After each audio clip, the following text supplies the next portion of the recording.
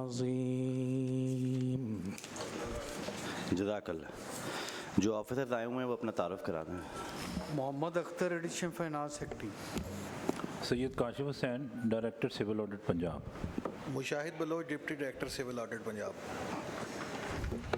Mohammad Ali, commissioner PESSI Punjab. Naeem Ghaus, secretary labour. Syeda Kulsoom है, DG labour Punjab.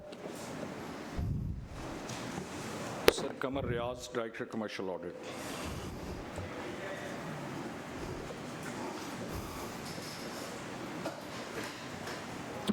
We will take up PESSI department. जी राणा साहब। I would request the Honourable Secretary Labour to just मुझे मेरे इल्म में इजाफा कर दें। I belong to Faisalabad and Faisalabad is an industrial city. Labour का वहाँ पे है। Have you been able to implement the minimum wage implementation, number one, on the district? So just let me complete it, then you can answer, you can write down that. Second is because of this, thousands of workers can't go for protest because the Labour Code 2024 वो जो है उसका you have restricted that क्योंकि जो इनके fundamental rights and the principles of policy of the constitution उसको वो उसके negate करता है कि आप उनको नहीं करने दे रहे। You have the code abolishes the unconditional right to strike and collective bargaining. Then again increases exploitation. It legitimizes the contract labor system, potentially leading to more bonded labor and exploitation. Then this affects the child labor also. The code may worsen child labor issues by neglecting protections in education. Sir, then what is about the welfare projects जो आपने packages दिए हैं, then the healthcare initiatives. Overall ये जो आपके problems हैं इस पे ज़रा आप हमें रोशनी डालें. Before that I will tell you because before this assembly came into existence, this one 2024, the PSC was not that empowered. Now we have all the powers and we can take so more notice of all the things which are going on. In Faisalabad, your hospitals are not working to the best capacity. The doctors are not available. They don't give proper rights, and issuance of the social security card is also a problem. ये contract labor पे चल रहा है, conditions are very बड़े बुरे हालात हैं labor के. तो इस पे ज़रा आप देखें what you are doing, because I don't want to say because then we'll start arguing it, because sitting over here in an air-conditioned room is a very good thing. But if you see the conditions, 45% of the population is below the poverty line. So what are you doing for the labor? So Labor Department is very important, and you keep on shifting the officers. And what is the outcome of that? And especially to Labor Code 2024 जो है ना, इसको ज़रा explain करें, जो उनके आपने workers के rights वगैरह ये trade unions, because this is in the constitution, you have a right to protest and you have a right for this all. बहुत शुक्रिया सर। आपने सर जो इंडिकेट किए ये बिल्कुल हमारे लिए चैलेंजिंग टास्क हैं जो आपने बयान किए। सर मिनिमम वेज का इशू बिल्कुल है सर, और इसमें सर चीफ मिनिस्टर साहबा से लेकर हमारे मिनिस्टर साहब और हम इसी पर सर फोकस्ड हैं। लास्ट दिसंबर से सर हमने स्पेशल कैंपेन चलाई हुई है और इसमें पूरे पंजाब में हम अपनी अटमोस्ट एफर्ट कर रहे हैं कि मिनिमम वेज इम्प्लीमेंट हो। तो इसके सर काफ़ी पॉजिटिव रिज़ल्ट्स भी हैं। इसमें तकरीबन जो हमने इस स्पेशल कैंपेन में जो हमारा अपना सर हमने इंश्योर करवाई है तकरीबन 15 लाख लोगों को सर हमने इंश्योर किससे करवाते हैं? सर हमारे जो फील्ड फॉर्मेशन है और प्लस जो organisation. Do you know that they have fixed their monthly over there? मैं अगर थड़े वाली सियासत वाला मतलब डोंट टेल मी, बिकॉज ये जितने लेबर ऑफिसर्स हैं इनका एक ऊपर से ऊपर तक जाता है ये सारा, इसको ज़रा क्लैरिफाई करें। सर मैं आपकी बात को 100% ना कोई डिनाई कर सकता हूँ, ये फिनोमिनन बिल्कुल है और इसमें सर हम अपना हमारी जो एफ़र्ट्स हैं वो यही हैं कि हम हर जगह पर कराएं। इसमें सर हमने सारे उनको एवेन्यूज़ दिए हुए हैं। हमने टोल फ्री अपना एक नंबर भी दिया हुआ है कि आप डायरेक्ट अगर किसी को प्रॉब्लम है मिनिमम वेज की तो डायरेक्ट सर वो हमसे भी कम्युनिकेट कर सकता है। मिनिस्टर साहब ने भी सर अपना क्या नंबर है वो टोल फ्री? सर ये हमें नहीं मिलते हैं, आप इनकी बात कर रहे हैं। Sir this is good and it looks very रोजी। मैं कहता हूँ आपको कॉल करें, आप नहीं मिलते हैं। व्हाट टू से ऑफ लेबरर? सर मेरा हमने phone देखा तो ना, open है। देखें, I know because I have gone through all this. मैं आपकी इतला के लिए मैंने 74 में CSS किया था। I didn't join it because I wanted to serve. I am coming the आपका जो administrative setup है ना, that is good to have a coffee and a black tie और सब कर लें, मगर on the ground the things are worse or getting worse every day. आप आते हैं, you just rule the world and go away. ये नहीं है कि मुझे बताएं लेबर के लिए आपने implement क्या किया है? ये are the people getting their minimum wages salary? No. Rana साहब, सेक्रेटरी साहब को अपनी बात कंप्लीट करने दें, फिर हम उनसे सवाल कर लेंगे। इसमें सर हमारे वो कह लें कि हम हर उस पर अपना लेबर की वेलफेयर के लिए कर रहे हैं। जस्ट सर मैं 2-3 उसमें देना चाहूँगा। मसलन सर जो हमारा अभी हमने रिसेंटली अपना राशन कार्ड सर इशू की है। अब ये हमारे सर सारे जो हमारे पास रजिस्टर्ड वर्कर हैं उनको पर मंथ हम 3000 रुपया दे रहे हैं।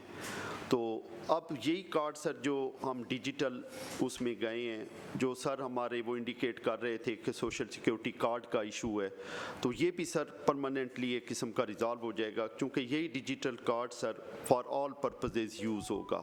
राणा साहब ने ये भी पूछा है कि मिनिमम वेज को इंश्योर करने के लिए आप क्या कर रहे हैं। आपने कहा हमने एक टोल फ्री नंबर भी दिया हुआ है कि अगर कोई किसी को कोई एतराज़ हो तो उस पर रब्ता करे। इसके अलावा क्या कर रहे हैं? इसके अलावा सर हमारा लोकल लेवल पर जो हमारे डायरेक्टर हैं या लेबर ऑफिसर हैं, ये भी सर जाकर फिज़िकल वहाँ जाकर हर ऑर्गेनाइजेशन में ये अपना जाकर चेक करते हैं, और जहाँ भी कोई हो, इसमें भी सर इशू वही आ रहा था कि बहुत सारी ऑर्गेनाइजेशन अभी वो कह लें कि मैनुअल सिस्टम पर हैं। मसलन उन्होंने रजिस्टर मेंटेन किए हुए हैं जिस पर वो अंगूठा लगवा लेते हैं, मिनिमम वेज को लिखा होता है पूरी हम दे रहे हैं, प्रैक्टिकली नहीं दे रहे होते। इसका भी सर हमने जो सर जिक्र कर रहे थे, वो जो हमारा लेबर कोड है सर, उसमें हमने ये प्रोविजन की है कि ऑनवर्ड जब भी ये असेंबली अप्रूव करेगी सर उस एक्ट को, तो उसके बाद सर हर जो हमारा एम्प्लॉई है उसकी जो वेज है या सैलरी है सर, वो उसके बैंक अकाउंट में जाएगी। इसको डिजिटलाइज ई पेमेंट के जरिए डिजिटलाइज करें, यही सर इंश्योर तो इसके लिए कोई कानून साजी की जरूरत है अभी?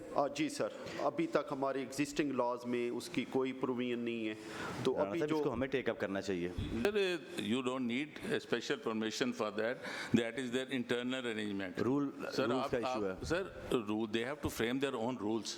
आपका ये एक एक्ट हो गया, चला गया, आपने तो पास कर दिया, सब्जेक्ट टू दैट, और रूल्स और बाई लॉज तो ये खुद फ्रेम करते हैं, अथॉरिटीज़ करती हैं, लेबर डिपार्टमेंट करता है।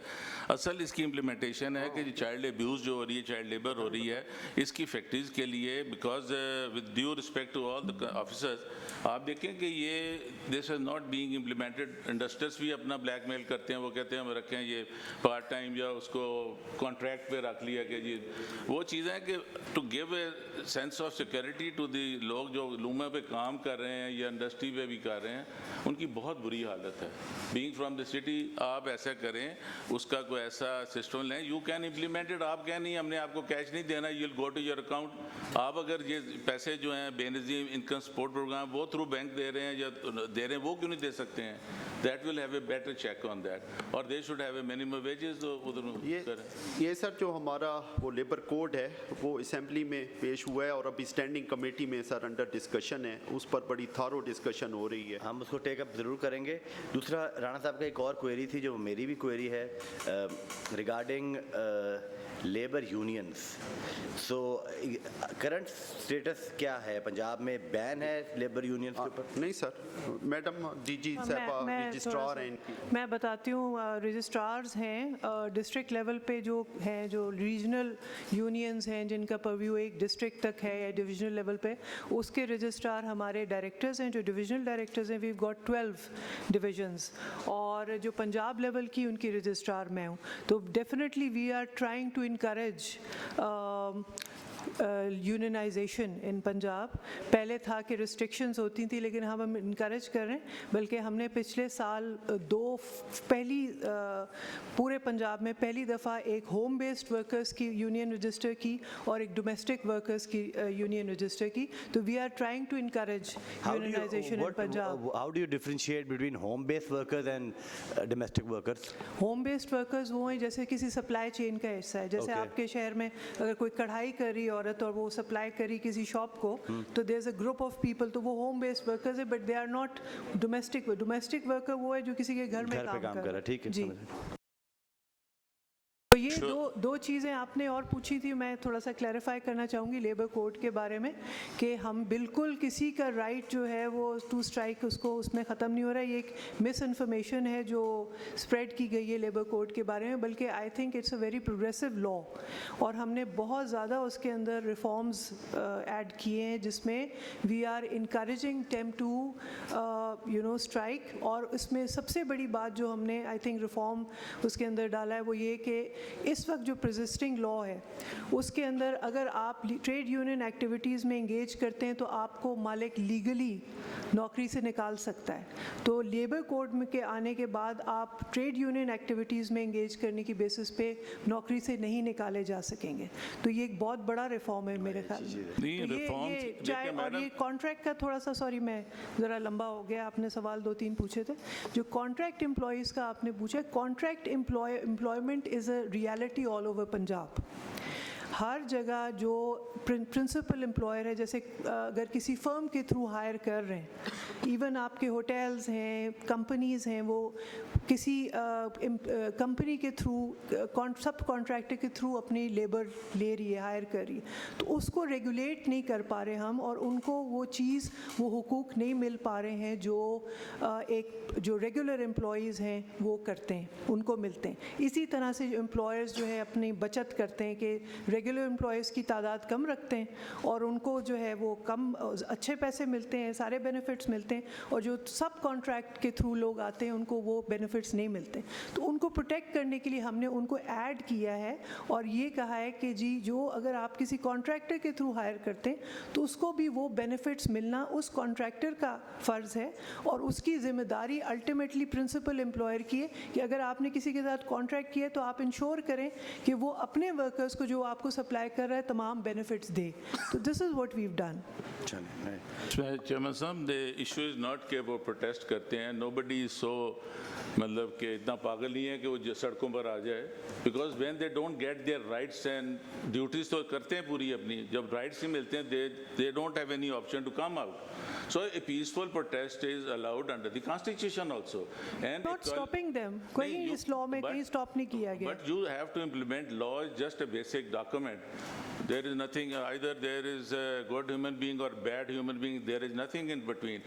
If you give proper salary to the employees, why should they go for a strike or for the education? Agreed. Because implementation, ये जो code मैंने, because I didn't have the time. Employment में जो आप बात कर रहे हैं ना, minimum wage, ये issue है और पिछले 2 साल में हुकूमत ने बहुत एक्सपोनेंशियली मिनिमम वेज बढ़ाई है बिकॉज इन्फ्लेशन से रिलेटेड है। पिछले 2 साल में इन्फ्लेशन बहुत ज़्यादा बढ़ी है, इस साल कम बढ़ी है तो हमने 2000 सिर्फ बढ़ाई है। तो it is linked to inflation, तो हम बहुत ज़्यादा बढ़ाई है, तो एम्प्लॉयर्स के ऊपर भी ये ज़रा बोझ है। तो हम क्योंकि मैंने तनख्वाह अपने पास से नहीं देनी, मैंने एम्प्लॉयर को कहना है कि तुम दो, तो इसलिए हम उनसे तरीके से उनको कंफर्टेबल रख के उनको कन्विंस करते हैं कि आप तनख्वाह जो है अपने वर्कर्स को सही दें।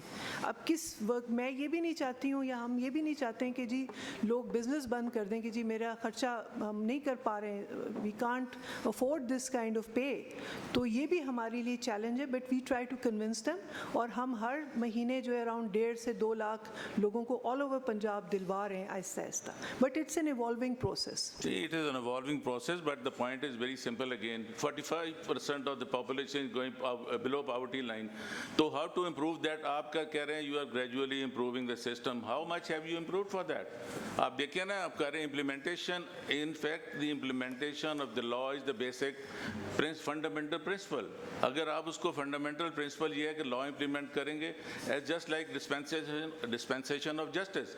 अगर law का फैसला ही नहीं होना, आपको इंसाफ नहीं मिलना, तो लोगों ने जाना ही है ना। नहीं, देखिए ये अगेन वो प्रोसेस हमें फॉलो करना पड़ता है क्योंकि at the end of the day we are government servants, we have to follow the process. नहीं, you should follow the process, not I don't say कि आप फॉलो नहीं करते हैं, मगर the process is to follow it for the benefit of the poor people also. That is my point. मैं आपको थोड़ा सा अर्ज करूं कि हमारी जो इस वक्त एडल्ट वर्किंग फोर्स है, लेबर फोर्स पंजाब में, वो है अराउंड 2.5 करोड़ के करीब, और this includes the informal sector and you must be aware कि informal sector accounts for around 70% of the total labour force of Punjab.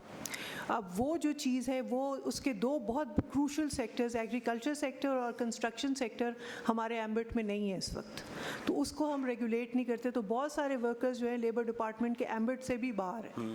अब इस लेबर कोड में हम इन दोनों सेक्टर्स को we are bringing into the ambit of the labour department, उससे भी बेहतरी आएगी कि हम कुछ थोड़ा बहुत रेगुलेट कर सकेंगे। बट 15 लाख को हमने दिसंबर से दिलवाई है, बट आहिस्ता आहिस्ता we will be able to get to that level also. और इस दफ़ा हमने एक और चीज़ की है कि लेबर जो हमारी जो मिनिमम वेज की नोटिफिकेशन है उसको हमने पर आवर नोटिफाई की है, ताकि अगर किसी को नहीं है कि वो 8 आवर्स करवाए उतनी पैसे दे सकता तो वो 2 घंटे करवा ले जो अपना एसेंशियल है, लेकिन पैसे उसको सही दे। चलिए अच्छा जी, this on a lighter note, अगर अच्छा काम करेंगे तो आपको भी तमगा मिल जाएगा, यही हो सकता है इंशाल्लाह। जी सर, अपनी रिकमेंड करें कमेटी मेरे ਨਾਲ तो मैं तो कहना इम्तियाज स्टोर तो ले लो जाके, काफ़ी मिल रहा है जी। ऑडिट प्री-पीएसी भी की हुई है लेबर डिपार्टमेंट ने, प्री-पीएसी आपने की है? जी सर, प्री-पीएसी इसमें हो चुकी है सर। अच्छा, मैंने आपसे जी सर, प्री-पीएसी इसमें हो चुकी है सर। ठीक है, प्री-पीएसी हुई है जी सर। उसमें सर जो Punjab employees social security institution है, इसके टोटल 19 पैराज हैं। प्री-पीएसी में 6 पैराज रिकमेंडेड फॉर सेटलमेंट हुए हैं और बाकी जो है ना वो आपके सामने पीएसी के सामने हम रखें। But we will go one by one. जी sir. Page number 1 sir, para number 4.17, 6.1.4.17, undue benefits to the contractor due to non obtaining performance security bank guarantee, 7.4 million worth of this para. इसमें जो बुनियादी मुद्दा है हमारा वो ये है कि इनके बिडिंग डॉक्यूमेंट्स में लिखा हुआ था कि सक्सेसफुल जो टेंडरर होगा वो दैट शिल furnish the performance security 10% of the total contract, वो इन्होंने नहीं ली। ये डीएसी में मैटर गया, डीएसी में उन्होंने कहा कि पेपरा से आप लिखें, पेपरा ने ऑडिट का स्टैंस अपहेल्ड किया कि बिडिंग डॉक्यूमेंट में परफॉर्मेंस सिक्योरिटी का जिक्र है। फिर प्री-पीएसी में हमने ये कलेक्टिवली डिसाइड किया कि चूँकि ये काम पिछले सालों का है, हो चुका है, तो अभी एक जो है टेक्निकल नॉलेज वाला कोई ऑफिसर अपॉइंट करेंगे डिपार्टमेंट टू वेरीफाई कि ये काम जो है ये फिनिश वर्क ऑर्डर के मुताबिक हुआ, क्वालिटी उसकी है या नहीं है, जो इवेंचुअली इसका इम्पैक्ट है। और सेकेंडली ये है कि डायरेक्शंस इशू की जाए डिपार्टमेंट को कि जो रिटन लॉज हैं उनकी कंप्लायंस हर सूरत में की जाए। सेक्रेटरी साहब डायरेक्शन ये नोट फरमा लें, पेपरा की वायलेशन नहीं होगी, पेपरा की वायलेशन नहीं होनी चाहिए, रिटन लॉज जो फाइनेंस रूल्स के तहत हैं उनकी वायलेशन नहीं होनी चाहिए। एंड दिस मैटर आप इसकी प्रोब के लिए कह रहे हैं, इंक्वायरी के लिए कह रहे हैं? सर चूँकि ये काम जो है हो चुका है, जो कॉन्ट्रैक्ट फाइनल हो चुका है, कॉन्ट्रैक्टर ने सिविल वर्क जो करना था काम खत्म हो गया जी, काम खत्म हो गया, तो हम ये कह रहे हैं कि आप इन डिपार्टमेंट एडमिनिस्ट्रेटिव लेवल पे कोई रिस्पॉन्सिबिलिटी ले कि इसको वेरीफाई करें कि क्या ये काम क्वालिटी जो इन्होंने वर्क ऑर्डर में लिखी थी उसके मुताबिक हुआ। सेक्रेटरी साहब काम की क्या क्वालिटी? ये सर हमने 9 जगहों पे काम करवाया था, डिफरेंट हॉस्पिटल्स में सिविल वर्क्स था और हमारे डायरेक्टर वर्क्स ने सर ये वेरीफाई करके हमें रिपोर्ट दे दी है, सेटिस्फैक्ट्री काम हुआ और ये सारी जगहों पे काम हुआ भी है। दूसरा सर इसमें सबमिशन ये थी कि ये रिक्वायरमेंट जो थी फाइनेंस की जो इंस्ट्रक्शंस हैं उसमें 50 मिलियन से ऊपर का जो काम था उसके लिए ये एप्लीकेबल थी, तो ये तमाम काम जो थे सर हमारी सबमिशन ये है कि क्योंकि 50 मिलियन से कम के थे तो इस वजह से ये ली नहीं गई थी। वैसे अदरवाइज सर हमारे जो SOPs हैं उसमें हम 10% सिक्योरिटी डिपॉजिट लेते हैं और वो जब कंप्लीशन होती है तो उसके बाद हम अगर सेटिस्फैक्ट्री हो तो वो रिलीज़ करते हैं। बहरहाल सर ऑडिट की ऑब्जर्वेशंस हमने नोट कर ली हैं, आइंदा से सर हम उनको इंशाल्लाह in letter and spirit implement this para bidding document में ये कह रहे हैं कि लिखा हुआ था कि आपने लेनी है सिक्योरिटी।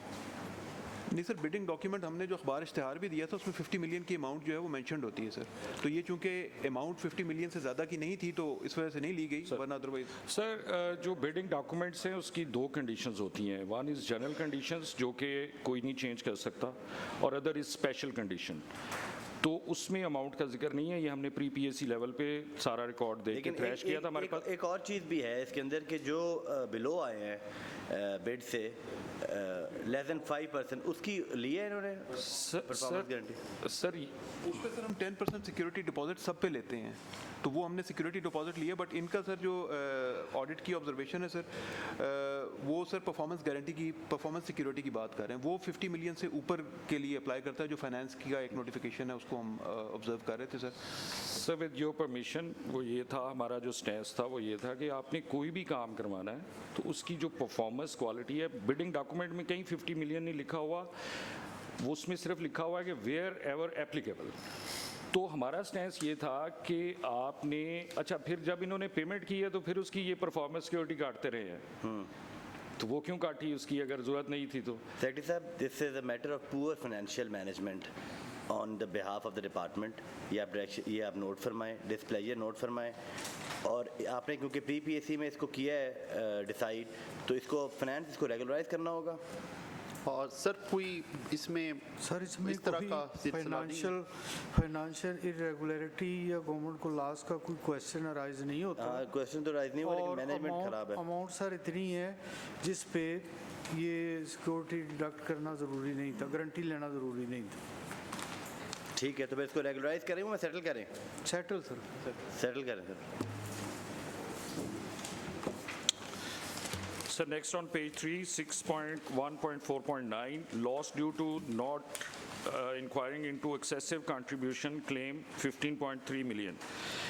इसमें सर कंडीशन कुछ इस तरह से है कि ओरिएंट इलेक्ट्रॉनिक्स को इन्होंने नोटिस इशू किया 18.9 मिलियन का to deposit their social security claim जो इनकी बनती थी, और बाद में जब अपील हुई तो ये सेटल हो गया 3 मिलियन में। तो इसके दो एस्पेक्ट्स हैं, या तो ये ब्लैटेंट हरेसमेंट है इंडस्ट्री की कि आप उसको 18 मिलियन का इशू कर रहे हैं और बाद में 3 मिलियन पे सेटल कर रहे हैं, तो या ये है कि उसको अनड्यू बेनिफिट दिया गया है कि पहले 18 मिलियन का नोटिस इशू किया और बाद में अपील में 3 मिलियन पे सेटल डाउन हो गया।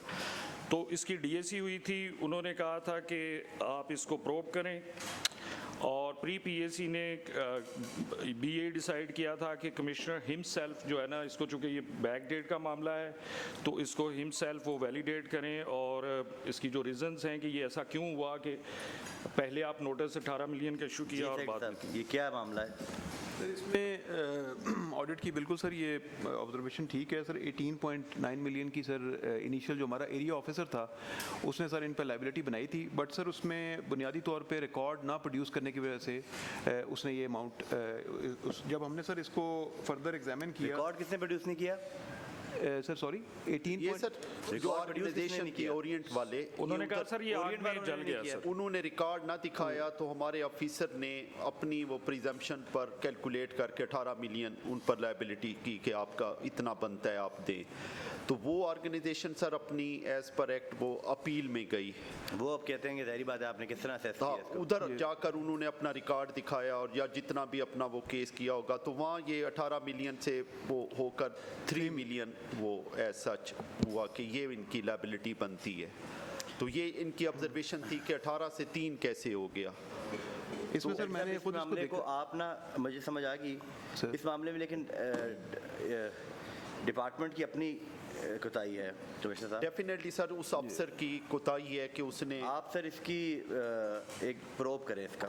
ये सर हमने प्रोब की है सर। इसमें गुजारिश ये है कि जो उस वक्त का एरिया ऑफिसर था उसने इसमें ओल्ड एज एम्प्लॉइज़ का 6.1 मिलियन भी ऐड कर दिया था, जो कि उसका मैंडेट नहीं था। ओवर टाइम के मद में उसने 7.1 मिलियन भी ऐड किया हुआ था और बोनस भी ऐड किया हुआ था। नहीं सर, मैं आपकी तो मान ही नहीं रहा, आपकी प्रोब को मैं नहीं मान रहा। मैं एडमिनिस्ट्रेटिव डिपार्टमेंट को कहूँगा आप प्रोब करें सर। 30 डेज़ के अंदर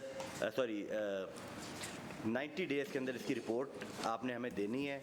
90 डेज़ बाद हम कंप्लाइंस, एक लेबर डिपार्टमेंट की कंप्लाइंस मीटिंग रख रहे हैं, पैसे की भी आपके सारे अलाइड डिपार्टमेंट्स की। Right, sir. 90 डेज़ बाद हम दोबारा मिलेंगे, मतलब 3 महीने बाद। और आपने इसके आगे जितने भी मैटर्स आ रहे हैं, क्योंकि मैं गो थ्रू कर चुका हूँ सारे वर्किंग पेपर को, काफ़ी डिस्टर्बिंग इश्यूज हैं इसमें। तो जो प्रोब हम कहेंगे वो प्रोब 90 डेज़ बाद आपने इसका सोल्यूशन देना है। ये नहीं हो सकता 2015 का इशू है, 2000 17 का इशू है, 21-22 के इश्यूज हैं, 4-4 साल से SDAC ने भी प्रोब लिखा हुआ है, प्रोब हो नहीं रहा। तो सर आपके होते हुए इसको प्रोब आप कंप्लीट करके 3 महीने में हमें बताएंगे। इसमें प्रोब होगा। इसमें जनाब चेयर एक आपकी इजाज़त से सवाल पूछूं, ओरिएंट इलेक्ट्रॉनिक्स अभी फंक्शन कर रहे हैं? जी कर रहे हैं। इनकी लास्ट ईयर की क्या थी सोशल सिक्योरिटी? वो से चेक कर लेते हैं, इस वक्त तो मेरे पास ज़रा प्राइस कर दीजिएगा हाउस को। जी करवा देते हैं। आपके रिकॉर्ड जलने की भी शिकायत है इसमें। सर ये रिकॉर्ड उन्होंने कहा था, हमें समझ नहीं आ रही कि ये प्ली ये ले रहे थे कि 18 मिलियन इसलिए किया कि उन्होंने रिकॉर्ड नहीं दिया। रिकॉर्ड ओरिएंट ने कहा कि हमारा तो जल गया सारा रिकॉर्ड, तो बाद में अपील में वो कह रहे हैं कि उन्होंने रिकॉर्ड दिखा दिया। ये एक प्रोब कर ले हाँ जी। साहब, आप देखें, जी सर। रिस्पॉन्सिबिलिटी फिक्स करें। अगर तो रिस्पॉन्सिबिलिटी बनती है ओरिएंट वालों की, चाहे वो जितनी बड़ी कंपनी है, हम ब्लैक लिस्ट करेंगे उनको। Right sir. सर अभी सर ये 422 लोगों का सर पे कर रहे हैं जो सवाल ने पूछा है। मेरी सर Sorry? इसमें हम्बल जी 422 एम्प्लॉइज़ की सोशल सिक्योरिटी हमारे पास आ रही है सर। सर ऑनरेबल उसको हम्बल सी सबमिशन है कि एक नोटिस दिया गया, उसके नतीजे में एक लीगल प्रोसीजर अडॉप्ट करके कंसर्न पार्टी अपील में गई, तो अपीलेट अथॉरिटी जो लॉफुल अथॉरिटी है उसने एक डिसीजन किया जो इम्प्लीमेंट हो गया है। तो हमारा कोई भी ऐसा काम अपीलेट अथॉरिटी के डिसीजन को चेंज करने की अगर अहलियत रखता है तो हमें आगे चलना चाहिए, अदरवाइज अपीलेट अथॉरिटी ने जो फैसला किया है उसको एक्सेप्ट कर लेना चाहिए। देखें फाइनेंस, पहली बात ये you have to address the chair. दूसरी बात ये है कि PSC के पास ये पावर्स हैं कि वो एडमिनिस्ट्रेटिव इश्यूज़ को सही करने के लिए हम अपना फैसला खुद ले सकते हैं। हम एग्री बेशक कर जाएं उनके पेरेंट अथॉरिटी के फैसले के साथ, बट अपने हाउस को इन ऑर्डर करने के लिए हम अपनी कोई भी रिकमेंडेशन करें या कोई भी फैसला करें वो तो होगा। तो जो मैंने डायरेक्शन दी है सेक्रेटरी साहब नोट करें। जनाब चेयर जब ये इनकी इन्वेस्टिगेशन करें तो till this year records produce करें ओरिएंट इलेक्ट्रॉनिक्स का। बिल्कुल, हाँ, ताकि हमें पता तो हो कि क्या ओरिएंट चल रहा है। के हमें वो भी देंगे जी टिल दिस ईयर कि every year how much you are charging them for social security. हर साल का क्लेम हमें टिल दिस ईयर दे दीजिएगा। और फाइनेंस 2015 का मैटर है ना, फाइनेंस हमें 2025 तक का पूरा चाहिए कि नंबर ऑफ एम्प्लॉइज़ कितने थे, सोशल सिक्योरिटी क्या थी, इंक्रीज़ हो रही है, डिक्रीज़ हो रही है, क्या करते हैं, आपका मैकेनिज्म क्या है, आपके बंदे जाके कैसे वो क्लेम उनको नोटिस सर्व करते हैं, वो हमें पूरा एक आपका सिस्टम चाहिए। क्योंकि लेबर डिपार्टमेंट का मैंने ये देखा उनका एक इशू हमने अपने असेंबली में अपनी कामा कमेटी में हल किया था। वो एक आपको याद होगा कोई मल्टीनेशनल कंपनी थी, उनको वो नहीं दे रहे थे कंपनसेशन, तो हमने इधर बैठ के उनसे करोड़ों रुपए की कंपनसेशन ली थी। सो ये बड़ा ज़रूरी है हमारे सबके लिए कि हम अपना ये काम कर लें। फाइनेंस 2000 जब 3 महीने बाद हम मिलेंगे, फाइनेंस आपसे मदद चाहिए ये कि आप जो इसके अप्रोप्रिएशन अकाउंट्स है ना वो भी फाइनेंस डिपार्टमेंट के आप लेके आएंगे। इसमें जनाब चेयर इनसे ये भी पूछ लें कि इनका ये सारा जो सिस्टम है सोशल सिक्योरिटी बिलिंग जो करते हैं, ये सारा मैनुअल है, कोई डिजिटलाइजेशन की तरफ ये जा रहा है डिपार्टमेंट? जी कमिश्नर साहब क्या कर रहे हैं आप? डिजिटल है सर हमारा सारा। सर हमारा एक पोर्टल है जिसपे जितनी हमारी पूरे पंजाब से सर लास्ट ईयर हमने 1.2 बिलियन इकट्ठा किया है, तो हर चीज़ हमारी डिजिटाइज है सर। नहीं, इस पर्टिकुलर केस में जैसे हमें ये आपने खुद ही बताया कि ये क्लेम आपका था 18 million and it was reduce to 3 million, और आपने ये कहा जी कि ओल्ड एज एम्प्लॉइज़ की 7 मिलियन का एक क्लेम डाल दिया गया, एक 6 मिलियन का डाल दिया गया। तो ये तो इट शोज़ के gross negligence on the part of the department representative कि जो भी आपका लेबर इंस्पेक्टर वहाँ गया होगा, ही एग्जैजरेटेड द क्लेम। नहीं, जो फील्ड ऑफिसर्स जिस तरीके से आपने कहा ना कि 7 मिलियन और 6 मिलियन की those were not dues but it was added into the penalty, तो हम पूरा आपका प्रोसेस देखना चाहते हैं एडमिनिस्ट्रेटिव सेक्रेटरी के जरिए कि ये क्या कर रहे हैं। ठीक है, उसमें सर गुजारिश है कि आफ्टर 3 मंथ्स जब कंप्लायंस रिपोर्ट होगी तब हमें आप ब्रीफ भी कर देंगे। So next on page number 6, observation number 6.1.4.11, loss due to non-payment by Messrs. Nishat Hotel and Properties worth of 14.758 million. Sir इसमें कुछ कंडीशन ऐसे थी कि इन्होंने एक नोटिस इनको इशू किया जिसमें वेज लिमिट पर मंथ जो पर एम्प्लॉई थी वो 22,000 रुपीज़ थी, और निशात ने इंसिस्ट किया कि जो वेज लिमिट है वो 10,000 है। तो उसके बाद जो है इन्होंने इनकी जो 22,000 वाली थी निशात ने चैलेंज कर दी कोर्ट में। कोर्ट ने उनको इंटरम रिलीफ प्रोवाइड किया। हमारा स्टेंस ये था कि आपने इस केस को सही तरह परसू नहीं किया, जिसकी वजह से आपको 14 मिलियन का लॉस हुआ। उसके बाद डीएसी में इन्होंने बताया कि जी कोर्ट ने उनको इंटरम रिलीफ दे दिया था और उस वजह से हमने इनको कोर्ट ऑर्डर के ऊपर इम्प्लीमेंट किया। हमने केस का अभी स्टेटस क्या है? वो तो अभी interim हमने ये कहा था सर कि इन्होंने कहा 25 मिलियन हमने उनसे रिकवर कर लिया है और हमने कहा जी 25 मिलियन रिकवर किया तो आप हमें वेरीफाई करा दें रिकॉर्ड, जो कि अभी तक रिकॉर्ड मतलब प्री पीएससी में ये डिसाइड हुआ था कि सब्जेक्ट टू वेरिफिकेशन हम इसको सेटल कर रहे हैं। सब्जेक्ट टू वेरिफिकेशन आपके पास है सर डॉक्यूमेंट? जी sir record subject to verification para settle. जी सर।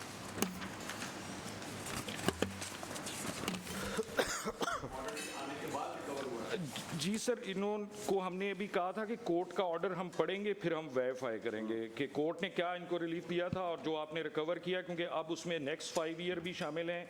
तो ये प्ली लेना कि हमने 14 मिलियन का पैरा बनाया था तो हमने 25 मिलियन रिकवर कर लिया, हम एक्चुअली देखेंगे कि उनकी क्या बनती थी, टोटल रिक्वायरमेंट क्या थी और कितना आपने रिकवर किया।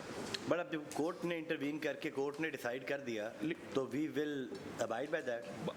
We haven't seen that order yet. Sorry, हमें नहीं वेरिफिकेशन करने को नहीं, कह रहे हैं। अब मांग रहे हैं इनसे कि आप सर अभी हमारे पास मौजूद है, दे देते हैं सर। वेरीफाई करा लें। उसी रेलिवेंट पीरियड का जिसका जी सर ये ऑर्डर की सर 25 मिलियन को सब्सिक्वेंट ईयर्स की पेमेंट आई होगी सर, ये कोर्ट का ऑर्डर है 13 received under the order of the court for that relevant period. ये सर लाहौर हाई कोर्ट का ऑर्डर है 13/8/2019 का, उसकी कॉपी हम दे देते हैं, जिसके मुताबिक 14 मिलियन इनकी ड्यू था मगर हमने 25.9 मिलियन इनसे वो रिकवर किया। कैसे ले लिया 14 मिलियन? हाँ 14 मिलियन का क्लेम था तो 25 में आपको कैसे दे? आपके वहाँ जाते हैं claimant has gone to take the relief, 14 के बदले 25 वो कैसे देंगे? ये तो फिर हर क्लेम में जाया करें आप। बस सर ये हमारी अब फील्ड स्टाफ की वो है एफिशिएंसी है sir.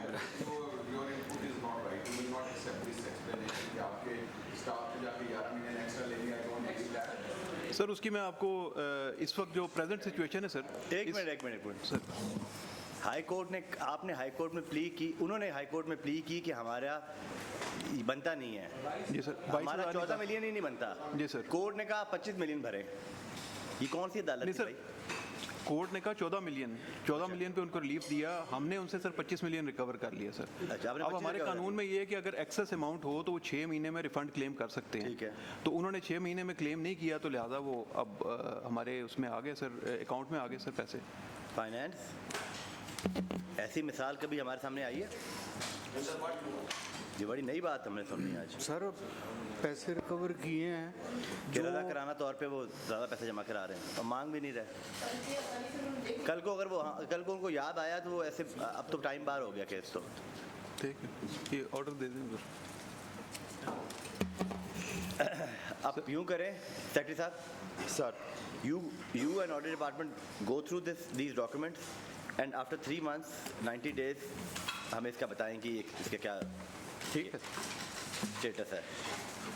Sir, next on page number 9, sir, observation number 6.1.4.2, non-transparent expenditure due to non-availability of record worth of 16.5 billion. ये सर इसमें ऐसे है कि Punjab employ social security institution ने एक फंड बनाया है, पैसी पेंशन फंड ट्रस्ट, और they were refusing to give us the record for audit. तो हमने ये ऑब्जर्वेशन बना दी। अब प्री पीएससी में they have agreed to provide us all the record, तो वो अब हम उसको बाकायदा ऑडिट करेंगे और फिर हम आपके सामने साहब, do you know that not providing record, public record is an offence? Sir ये एक्चुअली सर 2021-22 की बात है सर, बिल्कुल ये इट इज़ एन ऑफेंस। कौन थे कमिश्नर तब 21-22? उस वक्त सर मेरा ख्याल है शायद मुझे एग्जैक्टली याद नहीं है सर किस ये जिस दौर का। सर इसमें रिक्वेस्ट ये है कि डायरेक्शन इशू की जाए कि ये ना वंस फॉर ऑल डिसाइड कर दिया सुप्रीम कोर्ट ने। ये तो हमने भी डिसाइड किया हुआ है वंस एंड फॉर ऑल के हम नहीं बर्दाश्त करेंगे कि रिकॉर्ड। ये सर करते ही हैं कि ये डिसाइड खुद करते हैं। मसलन हमारी जो ऑडिट रिपोर्ट है उसका नाम ही audit report for public sector enterprises है। कमर्शियल ऑडिट पूरा एक विंग है जो ऑडिट करता है। तो ये जवाब में लिखते हैं कि जी ये फंड जो है is not under the jurisdiction of auditor general of Pakistan. Like, I mean, Auditor sir General आप has to पूरा decide रिकॉर्ड the इनको distribution. जी सर, आप इन्होंने एग्री कर लिया? साहब डायरेक्शन कोई इशू लिखें। नहीं। सर ये पैसी पेंशन फंड ट्रस्ट, जी ये तो आप बताएंगे। उस वक्त तो 16 बिलियन थी सर, 16.5 बिलियन आज क्या है? Billion sir.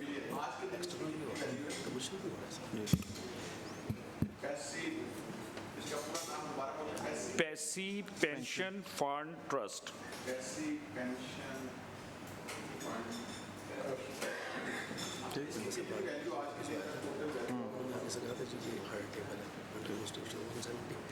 तो what is the total value of PPFT?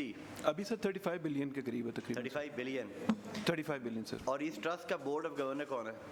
Sir इसके ट्रस्टीज़ हैं उस वक्त के जो जीबी के मेंबर्स थे वो इसमें शामिल हैं सर, और पैसी के कुछ ऑफिसर्स हैं वो इसके ट्रस्टी। सर बाद में एक दफ़ा ये पॉइंट रेज भी हुआ था कि उनको चेंज नहीं किया जा सकता, तो वो लाइफ टाइम सर वो इसके मेंबर्स हैं।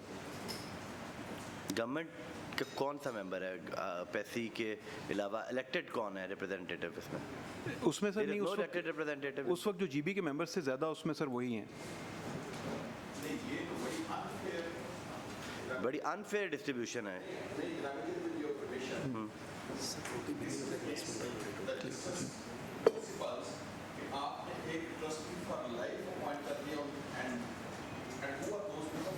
सर उस वक्त के जो हमारी गवर्निंग बॉडी के मेंबर्स थे वो लोग हैं सर।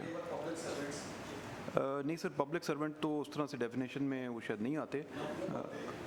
सर जीबी की जो कॉन्स्टिट्यूशन होती है वो with the approval of cabinet होती है, तो उसके अंदर 3 एम्प्लॉयज़ के रेप होते हैं, 3 एम्प्लॉयर्स के रेप होते हैं, बाकी एक्स ऑफिशियो मेंबर्स वो चेंज नहीं हो सकते? वो सर ट्रस्ट के चेंज।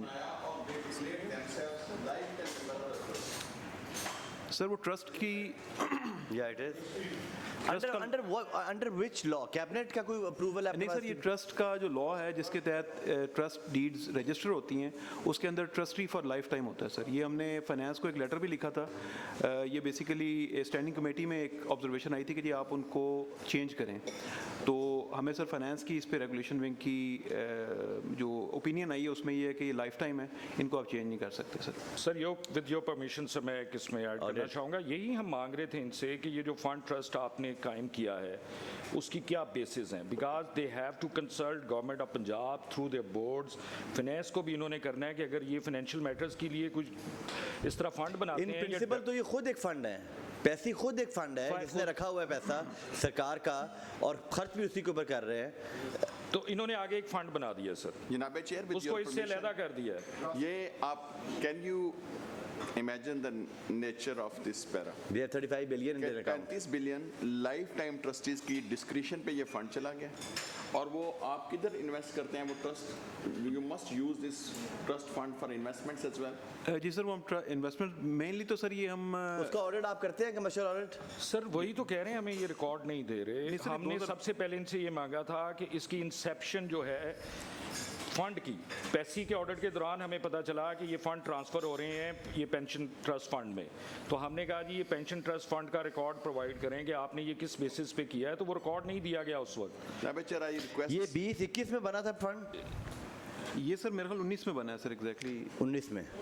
हमने 2014 में सर 2014 में ये ट्रस्ट बना है। सेक्रेटरी साहब आपके पास नॉलेज है इसकी कि ये कैसे बनता है, इसकी वर्किंग क्या है, कैसे पैसा खर्च कहाँ करते हैं, और जो इसका प्रॉफिट आता है ये एंडाउमेंट फंड के हिसाब से चलता है जिस तरह वो चलाते हैं यूनिवर्सिटीज़ वाले, ये कैसे चलता है ये ट्रस्ट? तो सर जो अपना बोर्ड ऑफ ट्रस्टी है उसमें मतलब वही फैसले करते हैं, लेकिन सर इनकी फैसले वो इस तरह के नहीं है कि कोई मतलब वो इन्वेस्टमेंट कोई अदरवाइज करें, वो बैंक ऑफ पंजाब में सर अपने कमर्शियल अकाउंट में ही रखते हैं। ये मतलब उस तरह की इन्वेस्टमेंट नहीं है कि कोई वो प्रॉपर्टी ले ले। They can not refuse audit, right? Sir audit हो रहा है सर, इसका ये मेरे पास लेटर मौजूद है। 2022 में इन्होंने फाइनेंस को लिखा था, फाइनेंस ने और लॉ ने कहा कि जी आप ऑडिट करवाएं इसका, उसके बाद ऑडिट हो रहा है सर। मेरा ख्याल 22 के बाद रिफ्यूज़ल नहीं है, 21 में शायद रिकॉर्ड नहीं दिया गया था, वो ऑडिट की बात ठीक है सर। तो इसका audit sir third party audit जो होता है वो भी हो रहा है और AGP वाला ऑडिट भी हो रहा है सर। हम AGP वाले ऑडिट को देखते हैं, थर्ड पार्टी ऑडिट तो वो तो आपकी बोर्ड ऑफ गवर्नर्स की उसके लिए है ना? जी सर। कमर्शियल ऑडिट आप इनका ऑडिट करते हैं? सर इनका ऑडिट नहीं हुआ अभी तक, यही पैरा हमारा आउटस्टैंडिंग है। हमारे कुछ और भी हैं जो रिफ्यूजिंग एंटिटीज़ हैं, तो जब वो एक दफ़ा रिफ्यूज़ करते हैं तो फिर हम पीएससी के नॉलेज में लेके आते हैं ताकि डायरेक्शन इशू की जाए। अगर ये कहेंगे तो मैं कल ही टीम भेज दूंगा सर।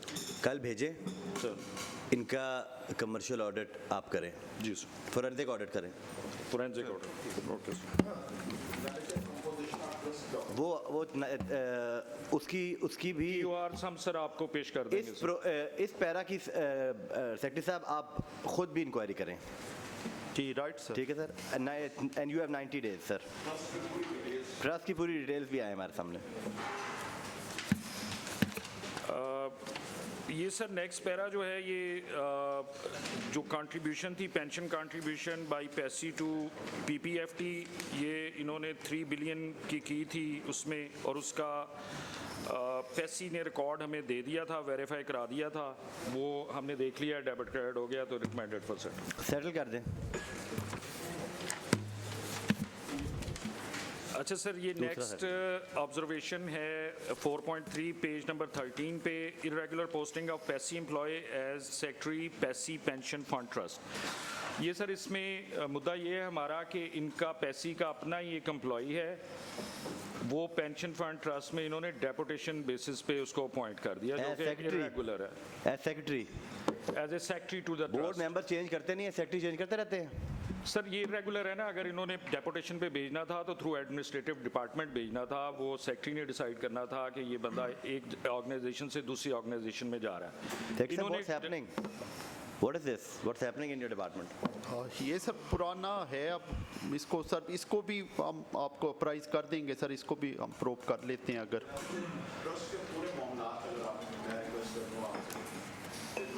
वो मैंने क्या है, मैंने कह दिया, इनको मिनट्स मिल जाएंगे, 10 दिन के अंदर मिल जाएंगे sir.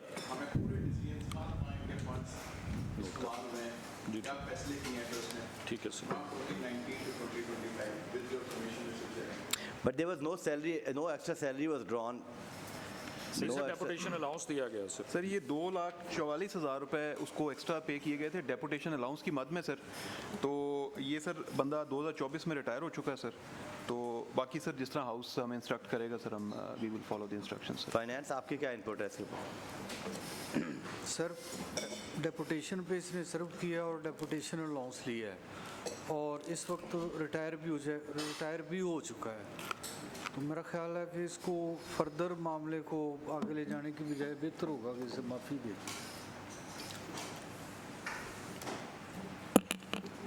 No extra salary were drawn.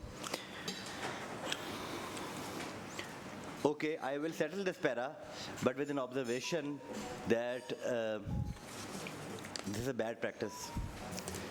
You should, Commissioner Saab, you should ask for guidance from your secretary before doing such things. आपने नहीं किया मुझे पता है, but your predecessor से, this should not be क्या कहते हैं precedent next time. ये सर डिसकंटिन्यू कर दी सर, मैं हाउस को सबमिट करना इसको डिसकंटिन्यू करें, ये डिस्करेज करें इस प्रैक्टिस को sir. Next sir next page 15 observation number 6.1.4.4 additional deduction from salaries of employees worth of 58.5 million. ये सर कुछ ऐसा केस है कि ये अपने एम्प्लॉइज़ की जो इन्होंने ग्रुप इंश्योरेंस करवाई है, और ग्रुप इंश्योरेंस जो कंपनी के साथ की है वो से एक अमाउंट है, और ये उससे ज़्यादा अमाउंट पेंशन उनकी ग्रुप इंश्योरेंस की तनख्वाह में से काट रहे हैं और काट के अपने पास रखते जा रहे हैं। हमारा है कि ये जो आपके एम्प्लॉइज़ हैं इनसे जो आपने एक्स्ट्रा डिडक्शन की है 58 मिलियन, ये विद इंटरेस्ट आप उनको रीएम्बर्स करें। आपने उतनी ही काटनी थी जितनी आपने ग्रुप इंश्योरेंस कंपनी के साथ तय की हुई है। बात तो ठीक है, बट आपने ये देखा है कि जब इन्होंने जो अवार्ड किया है, ये कॉन्ट्रैक्ट किया है EFU के साथ, ये सर इन्होंने फाइनेंस रूल्स के तहत जी सर, वो बिल्कुल ठीक है, वो पेपरा के तहत इन्होंने किया, उसका रेट आया, लेकिन वो जो रेट उसने कहा कि हमने आप पर एम्प्लॉय लेना है, उससे ज़्यादा ये काट रहे हैं एम्प्लॉय से, और काट के अपने पास जो एडिशनल अमाउंट है वो रखते जा रहे हैं।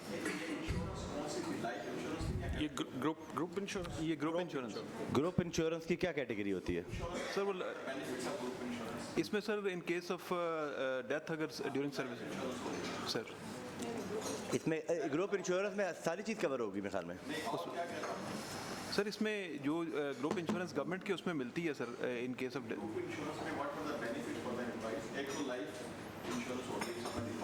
जी सर, बस यही है सर। और सर उसमें मैं एक ज़रा अगर इजाज़त दें तो सबमिट कर दूं सर। हमने जो गवर्नमेंट के एग्जिस्टिंग रेट्स हैं जिस पे पे स्केल्स पे मसलन ग्रेड 19 की अगर 3,500 रुपये तो हम भी 3.5 ही काटते हैं।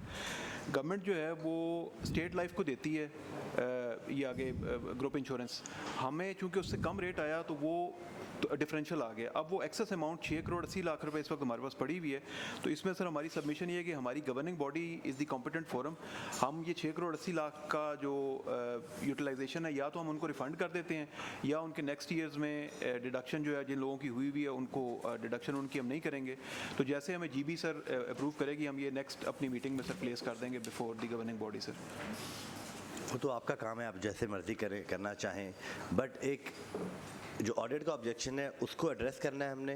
दूसरा फाइनेंस, वो आपको लेटर लिख रहे हैं 2022 से लिख रहे हैं लेटर, रिमाइंडर उन्होंने 2025 को दिया है, 2 रिमाइंडर लेटर दिए हैं, 24 में भी दिया है 25 में भी दिया है।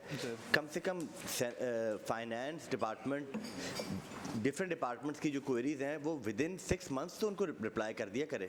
ये हमारे पास फाइनेंस के पास बहुत काम है कि वो रिप्लाई नहीं कर सकते डिपार्टमेंट्स को। सर नोटेड फॉर कंप्लायंस, इंशाल्लाह कंप्लायंस होगी। ये मेरी तरफ से सर एक डायरेक्शन, आप प्लीज़ एक रिक्वेस्ट कमेटी की तरफ से सेक्रेटरी फाइनेंस को भेजें कि इन सच केसेस PSC ने ये नोट किया है कि कंप्लायंस लेटर्स जो हैं, इट्स नॉट कंप्लायंस लेटर्स नहीं, क्वेरी के लेटर्स जो हैं उनके जवाब जो हैं वो डिपार्टमेंट उसमें बहुत टाइम ले रहा है, 3-3 साल 4-4 साल रिप्लाई नहीं आ रहा है, तो इनको जल्दी रिप्लाई कर दिया करें। सर आपकी वसातत से सेक्रेटरी साहब को रिक्वेस्ट करूंगा कि ये रेफरेंस मुझसे शेयर करें जी, इंशाल्लाह एज अर्ली एज पॉसिबल इसका जवाब। Sir with your permission sir I just want to request the chair कि ये जो इनके एम्प्लॉइज़ हैं इसमें सारे हैं स्केल 1 से लेके जिनके ये एक्स्ट्रा काट रहे हैं, तो हमने जो ऑब्जेक्शन लगाई है वो बड़ी प्लेन है, सिंपल है कि जो प्रीमियम रिक्वायर्ड था उससे क्यों ज़्यादा काट रहे हैं।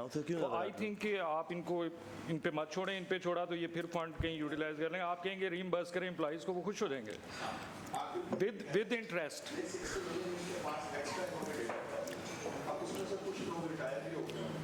शेर अली साहब क्या ख्याल है आपका?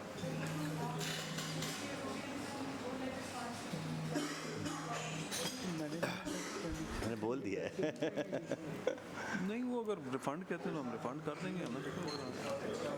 एक्स्ट्रा पड़ा है नहीं बात पे है की करेंगे ना वो दो जिस तरह वो कह रहे हैं कि 2 ऑप्शन हैं, एक तो है कि आगे से उनसे काटे नहीं, नॉर्मली तो जिस तरह हमारे ये भी एक आगे से काटे वो नहीं, उतना ही काटें जितना नहीं, रिक्वायर्ड। वो उसमें एडजस्ट करेंगे ना। नहीं वो एडजस्ट ना करें, उतना ही काटें जो फ्यूचर में तनख्वाह एक ही आएगी, बात वो है ना, फ्यूचर उनसे प्रीमियम है काटना तो ना। है ना। हाँ फ्यूचर में डालना। तो वो बैक डेट वाला प्रीमियम आप फ्यूचर में क्यों एडजस्ट कर रहे हैं, अपना पेरोल खराब करेंगे। हम ये कहते हैं कि ये अमाउंट विद इंटरेस्ट हर एम्प्लॉय को ये रिटर्न करें, इससे PSC की भी इफेक्टिवनेस होगी, 4 दुआएं हमें भी मिल जाएंगी।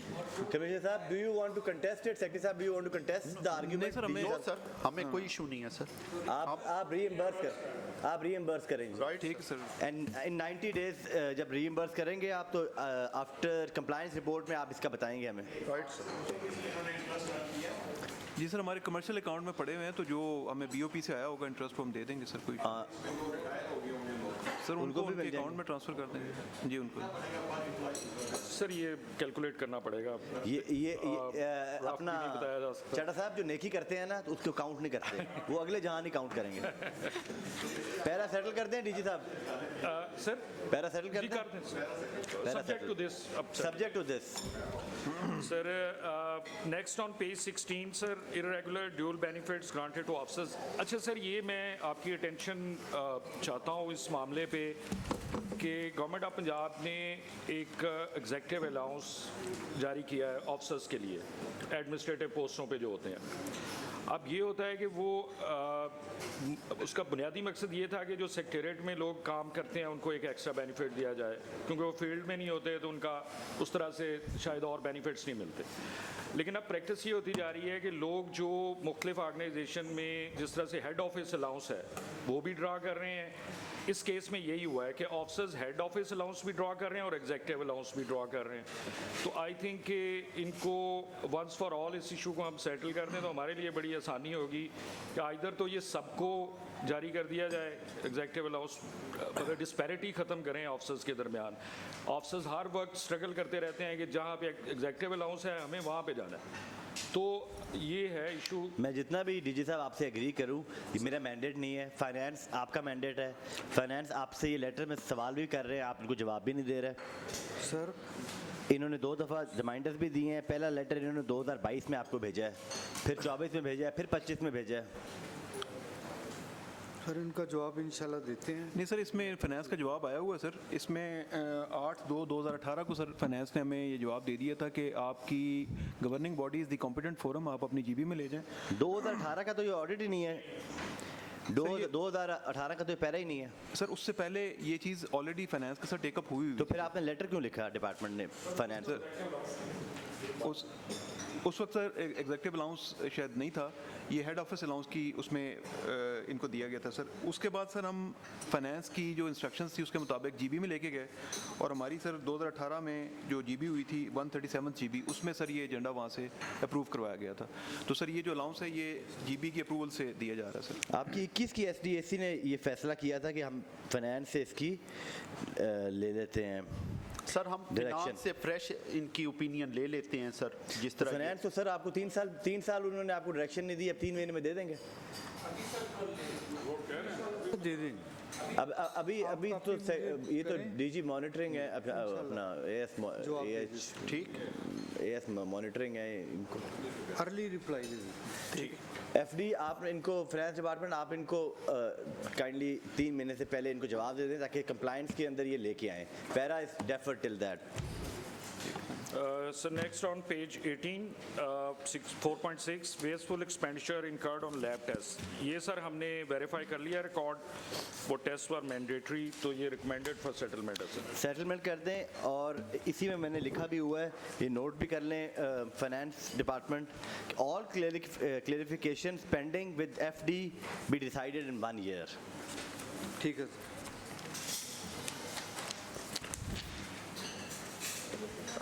Sir next on page number 22 sir जी। 4.10 observation pertains to wasteful expenditure incurred due to imprudent decision।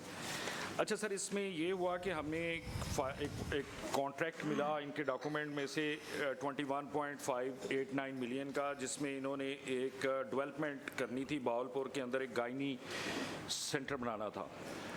उसके बाद जो है वो गायनी सेंटर ऑपरेट नहीं हुआ, वो कॉन्ट्रैक्ट की कैंसिलेशन भी नहीं दिखाई गई। बीएससी में ये मैटर इन्होंने हमें प्री पीएससी में ये बताया कि कोई काम नहीं हुआ, लेकिन हमारे पास एविडेंस है कि इन्होंने एक कॉन्ट्रैक्ट साइन किया हुआ है 21.589 मिलियन का, और उसके बाद cancellation of that contract record पे नहीं है। तो हमने ये कहा था कि आप इसको देख लें, कहीं ये ना हो कि ये डेवलपमेंट फंड्स थे तो कहीं इधर उधर ना हो गए हों, इसको आप वेरीफाई कर लें। जी सर, ये नवाब सादिक स्मॉल इंडस्ट्रियल स्टेट में सर एक बेसिकली प्रोजेक्ट उसको कंसीव किया गया था सर। 21.5 मिलियन सर इसकी टोटल कॉस्ट थी, जिसमें से 14.3 जो था सर वो हॉस्पिटल के लिए था और 5.1 मिलियन जो है सर ये गायनी वार्ड के लिए एलोकेट किया गया था। अब ऑडिट की ऑब्जर्वेशन ये है कि जी 5.1 मिलियन जो है वो यूटिलाइज नहीं हुआ। तो सर इस हद तक तो ये बात बिल्कुल ठीक है कि वहाँ गायनी वार्ड नहीं बना, बट सर इन 5.1 मिलियन में एक वहाँ सर कमरा बनाया गया था जिसके अंदर लैब और अल्ट्रासाउंड की फैसिलिटी दी गई थी। क्योंकि सर वहाँ जब ये कंसीव किया गया था उस वक्त ख्याल था कि यहाँ वार्ड की ज़रूरत है, बाद में पेशेंट्स वहाँ चूँकि नहीं आते थे, मुल्तान जाना ज़्यादा प्रेफर करते थे, तो इस वजह से सर ये इसको इसको सिर्फ उस हद तक, बाद में सर इसको, ये मेडिकल सेंटर था बेसिकली, हॉस्पिटल नहीं था, बाद में इसको हमने BHU में अपग्रेड कर दिया सर। तो इस वक्त सर हम इसकी अपग्रेडेशन कर रहे हैं गवर्नमेंट ऑफ पंजाब की जो BHU की पॉलिसी है उसके मुताबिक। तो इसके अंदर सर हमारी गायनी भी इंक्लूड हो जाएगी और उसके अलावा सर हमारी जो इंडोर ट्रीटमेंट है वो वैसे भी हम कर रहे हैं, वो ज़्यादा बेहतर तरीके से सर हम पैसा खर्च हो गया सारा? जी सर, पैसा यूटिलाइज हो गया है, वहाँ कमरा मौजूद है, वहाँ लैब टेस्ट हो रहे हैं हमारे पास सर। OPD का मैंने फिगर्स भी लिए हैं, 43 पेशेंट्स हम सर पर डे देख रहे हैं, जिनमें से 3 से 5 पेशेंट हमारे सर गायनी के होते हैं और हमारे तकरीबन 15 डेली के टेस्ट हो रहे हैं सर वहाँ। सेक्रेटरी साहब, ये ज़रूर नोट कर लें कि पुअर प्लानिंग थी on behalf of the department, very poor planning. जब आप किसी चीज़ प्लान कर रहे हैं, उसको कंसीव कर रहे हैं, उसका PC1 बन रहा होगा, आप उसके फंड्स ले रहे हैं, आप गायनी ब्लॉक के लिए पैसे ले रहे हैं, आप बना रहे हैं एक अल्ट्रासाउंड का सेंटर बना रहे हैं, बट ये पूरा राइट सर, एडमिनिस्ट्रेटिव कंट्रोल तो नज़र आ रहा है, आपको भी नज़र आ रहा होगा सर, क्योंकि अगर रिक्वायर्ड था तो फिर बनना चाहिए था। डिपार्टमेंट ने रिप्लाई में लिखा हुआ है कि इसमें कुछ भी नहीं पड़ा हुआ, प्रपोजल था, मटेरियलाइज नहीं हुआ, बट उन्होंने प्राइस करा दिया। आपकी वेरिफिकेशन करने की जरूरत है सर, या you take his word? Confusion है कि प्री PSC में तो हमें ये बताया गया था कि कोई फंड यूटिलाइज नहीं हुआ, कोई गाइड, मतलब हमने ये फॉलो अप ही नहीं किया। और हमने कहा कमिश्नर साहब से कि आप अपने साइन से ज़रा दे दें सर्टिफिकेट कि कोई फंड यूटिलाइज नहीं हुए। तो आई थिंक कि he inquired and he got to know कि वो जो गायनी वार्ड बनना था इवेंचुअली एक कमरा बना दिया गया। आई मीन ये चूँकि मजदूरों के लिए है तो इससे क्या फ़र्क पड़ता है, कमरा बना दें। गायनी वार्ड भी कमरा ही होता है, लेकिन इन्होंने वो तो कमरा ही होता है, उस पर हमें कोई ऑब्जेक्शन नहीं है। ऑब्जेक्शन हमें ये है कि गायनी वार्ड में पेशेंट ने जाना था, अल्ट्रासाउंड आप एक वो बना रहे हैं, डायग्नोस्टिक सेंटर बना रहे हैं। मॉडर्न गायनी जो है it's kind of state of the art चीज़ होती है, उसमें लेकिन सर वो 50 लाख में बनना था। 50 नहीं, तो फिर इनकी पूर, हम तो नहीं कह रहे कि आपने ये इतना सस्ता क्यों बनाया, ये 5 करोड़ का बना लेते। पॉइंट इज दिस कि हमें ये कहा गया कि कोई डेवलपमेंट वर्क नहीं हुआ, ये पैसे खर्च ही नहीं हुए। कमिश्नर साहब, ये आफ्टर थॉट आई है आपको? नहीं सर, मैं एक्चुअली था नहीं, छुट्टी पे था, तो ये जब मैंने 2 दिन पहले इसकी अपना वर्क्स हमारा डायरेक्टरेट है उनको भेजा और चेक करवाया, तो उस वक्त ये सर हमें पता चला। पहला हमारा जवाब गलत था सर, बिल्कुल उससे मैं एग्री करता हूँ सर। चले बट सेक्रेटरी साहब, जो ऑब्जर्वेशन मैंने दिए हैं काइंडली वो नोट करें and please do something for this department. बिल्कुल पुअर प्लानिंग है सर। हाँ, आप खुद भी मॉनिटर करें सर, कंप्लाइंस 3 महीने बाद जब हम लेंगे सर, उसमें तो आप तैयारी करके आइएगा sir. Sir next on page 20 जी So next on page 24, 4.12, irregular procurement of small medical appliances on quotation basis 5.16 million. ये हमने सर सब्जेक्ट टू वेरिफिकेशन, इन्होंने हमें बताया था कि वो छोटी चीज़ें थी जो हमने मार्केट से लेनी थी, कोई डेंटल का सामान था, तो वो ये एग्रीड कि अगर आप हमें उसका स्टॉक रजिस्टर और उसकी जो परचेज रसीदें हैं वो दिखा देते हैं तो हम इसको सेटल कर देते हैं। तो अभी ये सब्जेक्ट टू वेरिफिकेशन है, तो मोस्ट प्रोबेबली इसको हम। जी कमिश्नर साहब। जी सर, इसमें 5.1 मिलियन का ये पैरा है सर, इसमें हमने 2 दफ़ा अखबार इश्तिहार दिया था, मुख्तलिफ कोविड के दौरान सर ये प्रोक्योरमेंट की गई थी। तो इसमें सर 1.4 मिलियन का जो इक्विपमेंट था उसमें 27 आइटम्स ऐसे थे जिनकी हमें कोटेशन से नहीं आई दोनों अखबार इश्तिहारों में। तो अब चूँकि सर वो कोविड का क्राइसिस था तो उस दौरान ये 1.4 मिलियन की जो प्रोक्योरमेंट की गई थी वो कोटेशंस की बेस पे की गई थी। तो हमने सर रिकॉर्ड दे दिया सर, तो हमारी सबमिशन यही होगी क्योंकि कोविड में एक सर इमरजेंसी सिचुएशन थी और हमने पेपरा की, हम कोविड पीरियड में हम रिलीफ दे रहे हैं डिपार्टमेंट्स को, तो हम आपको भी रिलीफ ज़रूर देंगे सर। थैंक यू, ज़रूर देंगे। Thank you sir. But record की वेरिफिकेशन कौन कराएगा? रिकॉर्ड की वेरिफिकेशन ज़रूर कराएं सर, वो हमारे पास मौजूद है, हम बिल्कुल सर दिखा sir. Subject to record verification para settle कर। Right. 4.13 sir, wasteful page number 26 sir, wasteful expenditure due to poor performance of social security hospital Sahiwal. Sir इसकी इन्होंने 48 मिलियन से एक हॉस्पिटल बनाया साहिवाल में। हमने जब रिकॉर्ड चेक किया तो पता चला कि टोटल जो है 22 पेशेंट जो हैं वो एडमिट रहे हैं उस हॉस्पिटल में। फिर बाद में इन्होंने उसको डाउनग्रेड कर दिया, उसको एक सेंटर में कन्वर्ट कर दिया। तो I think there are certain issues regarding planning, यही हमारा मुद्दा है कि इनकी प्लानिंग जो है। ये पैरा भी I went through this sir, poor planning, poor poor management. Planning है सर, डाउनग्रेड किया गया, फिर वो ह्यू एंड क्राई हुआ, फिर अपग्रेड करके सर डबल कर दिया गया। मैडम आप ये 25 से 50। एपैसी के अफेयर्स सुन रही हैं, देख रही हैं? सच डिसमल परफॉर्मेंस। आई होप कि आपके जो फॉर्मेशन है उसमें ऐसा नहीं होगा कुछ। जी उधर भी सर ऐसे ही है। सेक्रेटरी साहब, कमिश्नर साहब, जी सर, आप विजिट करते हैं हॉस्पिटल्स? मैं सर बड़े फ्रीक्वेंटली करता हूँ, बल्कि सर हमारे आप मुल्तान कब आए थे? मुल्तान सर मुझे आई थिंक 3 हफ्ते हो गए सर। 3 हफ्ते पहले आप आए थे मुल्तान, सर, ख्वाजा मुल्तान। फरीद। जी सर। कैसा लगा है आपको? सर मुल्तान का हॉस्पिटल वैसे उसमें कुछ इम्प्रूवमेंट की सर गुंजाइश ज़रूर है, बट सर उसमें 2-3 चीज़ें मैंने देखी थी कि वहाँ पर उन्होंने एक फॉर एग्जांपल उन्होंने बनाया हुआ था कार्डियक केयर यूनिट CCU। उसकी जो प्रोफेशनल रिक्वायरमेंट्स थी वो पूरी नहीं थी, वो सिर्फ उन्होंने फीता काटा हुआ था। इसी तरीके से एक और जगह पे मैंने देखा वो उन्होंने सिर्फ अपना फीता काटने के लिए एक फट्टी लगाई हुई थी, वहाँ प्रोफेशनल रिक्वायरमेंट्स नहीं थी। तो वो हमने सर ऑब्जर्वेशंस उनको दी हैं, हम उसमें इंशाल्लाह इम्प्रूव कर दूसरा रहे हैं। सर हमारा जो ख्वाजा फरीद है उसमें वो केटर तो करता है पूरे साउथ ऑफ पंजाब को। सर भावलपुर बहुत कम लोग जाते हैं। सर एंड पीपल फ्रॉम रेंजा Khan are coming, people from DG Khan are coming, even people जो पंजाब के नहीं भी हैं वो भी बेचारे, उनको पता नहीं है ये सोशल सिक्योरिटी का अस्पताल है, ये वो भी पहुंच जाते हैं। मैं वहाँ पे गया, वहाँ पर बहुत छोटी बिल्डिंग है वो। मैंने फिर सेक्रेटरी मिनिस्टर साहब से बात की, उन्होंने विज़िट किया, उनको मैं अप्रिशिएट भी करूँगा। उन्होंने जाके थॉरली इसको देखा, उन्होंने मुझे कहा कि इसकी एक्सपेंशन की ज़रूरत है। मैंने कहा आप इसको एक्सपैंड करें, बट जो पैरा जो मैंने अभी देखे हैं, अगर आपने इसी तरह प्लान करके उसको एक्सपैंड करना है तो फिर तो फ़ायदा ही कोई नहीं है। तो उसके लिए उन्होंने मुझे कहा मुझे एक लेटर लिखो। मैंने उनको एक लेटर लिखा है कि आप ख्वाजा फरीद हॉस्पिटल को एक्सपैंड करें। तो मेरी आपसे भी ये गुजारिश है कि आप भी देख के आए हैं कि वो कितना छोटी बिल्डिंग के अंदर क्रैम्प किया हुआ है उन्होंने पेशेंट्स को। Exactly. और वो ऐसे लगता नहीं है कि वो हॉस्पिटल की बिल्डिंग है, ऐसे लगता है वो किसी कोई सरकारी ऐसी और चीज़ है जिसके ये अंदर। सर हॉस्पिटल मैंने भी विजिट किया है सर 4-1 महीने पहले, और उसमें सर बिल्कुल आपकी ऑब्जर्वेशन ठीक है, वो बहुत ही कंजस्टेड और सर 50 लाख प्लस की तो आबादी सर मुल्तान शहर की है। हमारे बाहर जाएंगे तो वो उससे भी ज़्यादा आबादी है, फिर डिस्ट्रिक्ट से बाहर जाएंगे तो जहाँ से लोग आ रहे हैं, तो आपको केटर करने के लिए तो बहुत बड़ा बल्कि सर वहाँ तो कोई जगह नहीं है। प्रपोजल आप अपने गवर्निंग बॉडी से लेंगे जो फंड, या पैसी का अपना फंड होगा, या गवर्नमेंट से लेंगे हम ये फंड? नहीं सर, पैसे हमारे अपने हैं, फंडिंग सारी। तो ये काइंडली मेरी गुजारिश है कि ख्वाजा फरीद हॉस्पिटल जो साउथ पंजाब को केटर कर रहा है तो उसके लिए कोई मेहरबानी करें। सर वहाँ तो कोई जगह नहीं है, हमें नहीं, सेपरेट। उसके साथ जगह है, राइट लेफ्ट पे आगे पीछे जगह है। जी सर, मैंने देखी है वहाँ रेजिडेंसेस बनी हुई हैं, वो हम डिमोलिश उसके साथ एक पेट्रोल पंप है शायद। नहीं सर, वो प्राइवेट लैंड Private है सर हमारी वो। अपनी बिल्डिंग के अंदर सर वहाँ रेजिडेंसेस बनी हुई हैं, उनको हम डिमोलिश करके एक प्लान बना रहे हैं। उसमें सर वहाँ की एक लोकल यूनिवर्सिटी है, Multan university of science and technology, उन्होंने सर हमें ये ऑफ़र किया है कि वो हमें बिल्डिंग बना के देते हैं 50 बेड्स की, अच्छा। और फ्री ऑफ कॉस्ट। ओके। उसके बदले सर वो हमसे ये चाह रहे हैं कि हमने अभी सर उनके साथ 3 साल का एक कॉन्ट्रैक्ट किया है सर, जिसमें वो अपने स्टूडेंट्स को हमारे पास भेज सकते हैं सर, और 11% फीस का हमें देंगे। अब sir sorry nursing and paramedical staff की सर, तो उसमें सर हम लीगल उसके एस्पेक्ट्स देख लेते हैं। हमारा ये ख्याल है कि हमें वो थ्रू अखबार इश्तिहार करना पड़ेगा।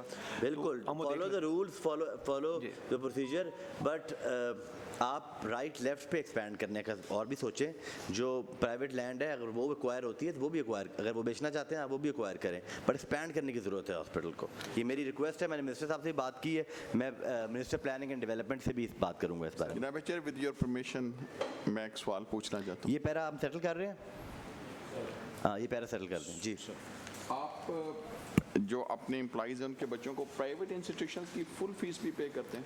वो सर हमारा एक सिस्टर ऑर्गेनाइजेशन है, वर्कर वेलफेयर बोर्ड सर। अच्छा। वर्कर वेलफेयर फंड, वो बिल्कुल सर उसमें सर वो 100% सर हाँ, वो सारी करते free हैं है। करते हैं सर। प्राइवेट जी चटा साहब और करते हैं कोई करते हैं। उसमें डिस्क्रिमिनेशन नहीं है, चाहे इवन मेडिकल कॉलेज प्राइवेट हो। So next on page number 29, sir. Observation number 4.15, fake consumption of medicine, 39.06 million. Sir ये केस कुछ इस तरह से है कि Gujranwala social security hospital Gujranwala में 39 मिलियन का मेडिसिन का एक्सपेंडिचर था, हमने जब टेस्ट चेक बेसिस पे चेक किया तो ये पता चला कि जो इंडेंट्स हैं वो नर्स साइन कर रही है, ड्यूटी डॉक्टर ने साइन नहीं किए। सेकेंडली बड़ी मज़ेदार ऑब्जर्वेशन ये निकली कि उन्होंने अगले 6 माह के एडवांस्ड इंडेंट साइन करके रखे हुए थे। चट्टा साहब, ये गुजरांवाले में क्या हो रहा है? क्या आपका ज़िला है? No, you're not responsible, but you have to oversee it. Sir, if you allow me to complete my Yes, sir.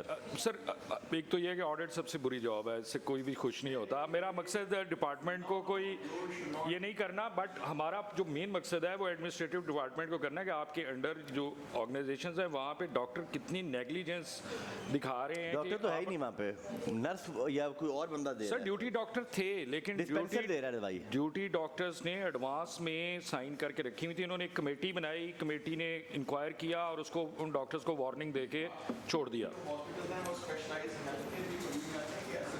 नहीं सर, हमारा अपना इंडिपेंडेंट सेटअप है। नहीं सर, नहीं सर, इतने सेक्रेटरी साहब, आपसे हमें बड़ी उम्मीद है, इसकी इंक्वायरी करें, डिनोवो करनी है, डिनोवो करें। इसमें सर जो हमारी अपनी प्रोब हुई थी उसमें बिल्कुल ये इंकशाफ हुआ था कि 2 लेडी डॉक्टर्स थी सर जो गायनी वार्ड की, तो उन्होंने कोई इन एडवांस वो दे दिया था। नो हेड्स वर रोल्ड सर। तो ये सर हम पीडा के तहत उन दोनों को प्रोसीड कर रहे हैं। आप प्रोसीड करें, पीडा लगाएं, head should roll and this inquiry should be concluded in 60 days. You have to come up in 90 days in compliance meeting. Right. हमारे सर 22 हॉस्पिटल है सर। 22 हॉस्पिटल? जी सर, 22। हाँ नहीं सर, सारे नहीं। मैंने सर 10-12 तो ज़रूर किए हैं, लेकिन सारे नहीं किए सर, सारे नहीं किए। इनकी सर सर हमारा एनुअल जो रेवेन्यू कलेक्शन होती है वो इस दफ़ा 31 बिलियन हुई है, बट 24 बिलियन तकरीबन हमारा हेल्थ और उससे रिलेटेड जो उस पर हम खर्च करते हैं। फाइनेंस डिपार्टमेंट से चट्टा साहब, मैंने कहा है कि नेक्स्ट मीटिंग जो 90 डेज बाद हम ले रहे हैं कंप्लाइंस, हम सर ये उसमें जो अप्रोप्रिएशंस हैं ना वो आप लेके आएंगे ताकि हमें पता हो कि कितना पैसा खर्च सरकार का लगा, कितना इनका अपना था जो ये रेस कर रहे हैं अपने उसमें। सर इसमें सरकार का कोई पैसा नहीं होता सर, हमारे अपने सारे। अब सोशल सिक्योरिटी में सर हमें फिनांस डिपार्टमेंट कोई कंट्रीब्यूशन नहीं करता। इसी तरह सर जो हमारा एक अनदर बट सीड मनी तो होगी ना गवर्नमेंट की? नहीं सर, ये टोटल इनकी अपनी रेवेन्यू है। ऑटोनमस बॉडी है, किसी सरकारी कंट्रीब्यूशंस है ना उनकी कंट्रीब्यूशंस को नहीं मैं कह रहा, किसी भी सरकारी ज़मीन के ऊपर आपने कोई काम नहीं किया है ना सर? वो सरकारी हम BOR से उसकी कॉस्ट पे करके ले लेते हैं, खरीद लेते हैं आप? जी सर, खरीद लेते हैं sir. But you're not a private organization. Corporate entity. नहीं sir, we are not sir. Sir.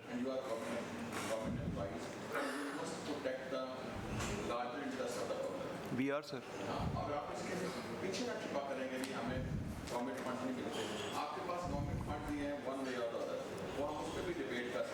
जब नहीं होंगे तो फिर हेल्प भी गवर्नमेंट देगी, इसकी प्रोब होगी जी।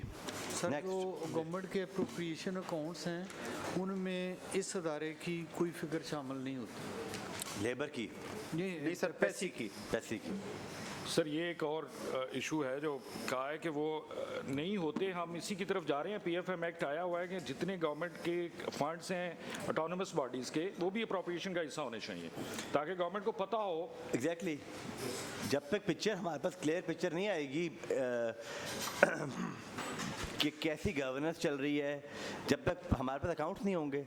सर यही हो रहा है आप हमें अगर आपको लगता है कि ये हम PSC की हम जो जा रहे हैं ना सर, इस पर हम इसको पुश कर रहे हैं, एक तो डिजिटलाइजेशन कर रहे हैं इसकी PSC की, दूसरा जो अकाउंट्स हैं चाहे वो 500 पेजेस हैं, हमें वो USB में दे देंगे, हमें एक पिक्चर, हमें बैलेंस शीट आनी चाहिए हमारे पास। अब देखें ना सर 65 बिलियन इनके पास पड़ा हुआ है पेंशन फंड का बैंक ऑफ पंजाब में, और bank of Punjab government of Punjab को लोन दे रही है। हाँ जी, उसी 65 बिलियन में से। So this is kind of serious issue कि हम इसको देखना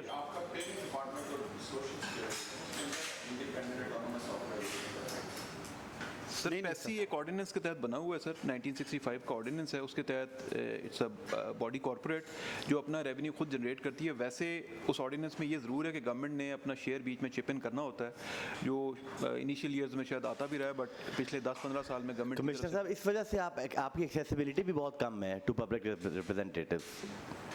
मैंने ये देखा है, नहीं सर, मेरे अपने मोबाइल में आपको मैंने खुद 3-4 दफ़ा फ़ोन किया, जो नॉट अवेलेबल। फिर हमारी बात होती रही है, बट बहुत मुश्किल से होती हुई है। बाकी जो डिपार्टमेंट्स हैं, मैडम बैठी है, इनसे भी बात होती रहती है, सर से भी बात होती रहती है। आर यू वेरी क्या कहते हैं unavailable? Sir my apologies, but मैंने सर 2 दफ़ा मुझे आपकी कॉल आई, मैंने कॉल बैक की, बट आप सर अवेलेबल नहीं थे, तो इस वजह से अनफॉर्चुनेटली नहीं। वो इसलिए कह रहा हूँ, वो कहते हैं ऑटोनमस बॉडी है, तो मैं कौन सा जवाब देना है मैंने।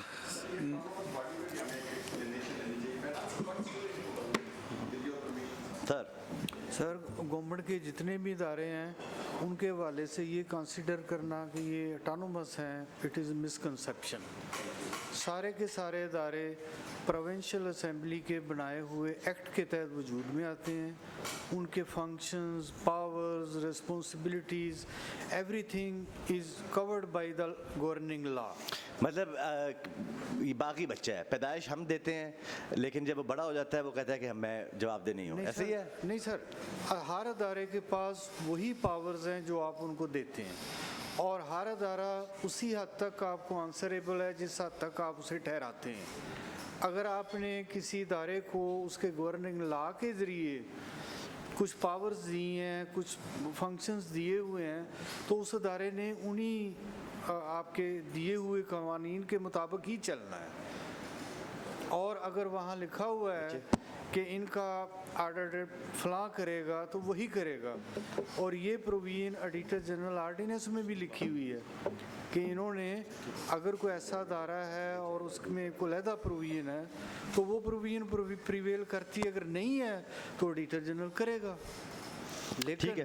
लेकिन अगर कोई प्रोविजन ऐसी है गवर्निंग लॉ में कि इसका ऑडिट फलां अदारे ने करना है, या फलां मैकेनिज़्म के तहत होना है, या फलां अथॉरिटी ने ये डिटरमिन करना है कि इसका ऑडिट कब, कहाँ, कौन करेगा, तो वो जो आपने सर जो लीगल अथॉरिटी दी हुई है इसमें आपका ordinance is silent on this, और ऑर्डिनेंस में गवर्निंग लॉ देना ऑर्डर के बारे में सर उसमें हमारे जी ऑर्डिनेंस में सर हमारे ये कि with the approval of government जो है सर हम ऑडिट करवाते हैं, और गवर्नमेंट मीन्स सर कैबिनेट। तो पिछले 6-7 साल से सर ये है कि कैबिनेट के एजेंडे पे ये आया ही नहीं ऑडिट वाला पैरा सर, ये हमारा जो पॉइंट है सर। तो इस वजह से जो गवर्नमेंट का ऑडिट है वो कैबिनेट की अप्रूवल ना होने की वजह से नहीं हो सका। तो अभी सर मैं एक्सप्लेन थी सर इसमें सर मैं तो उस वक्त नहीं था, बट जी सर बिल्कुल की हर दफ़ा हर साल सर बाकायदगी से नहीं सर अभी तो हो रहा है। इसमें auditor general versus national bank of Pakistan supreme court में ये केस गया था। नेशनल बैंक का जब ऑडिट टेकअप किया था तो उसमें ये डिसाइड हो गया था कि जो कॉन्स्टिट्यूशन है वो प्रिवेल करता है। कॉन्स्टिट्यूशन आर्टिकल 169 के तहत auditor general is empowered to take up the audit of all the organisation which have been formulated by the law, by act और बाय एनी अदर मीन्स।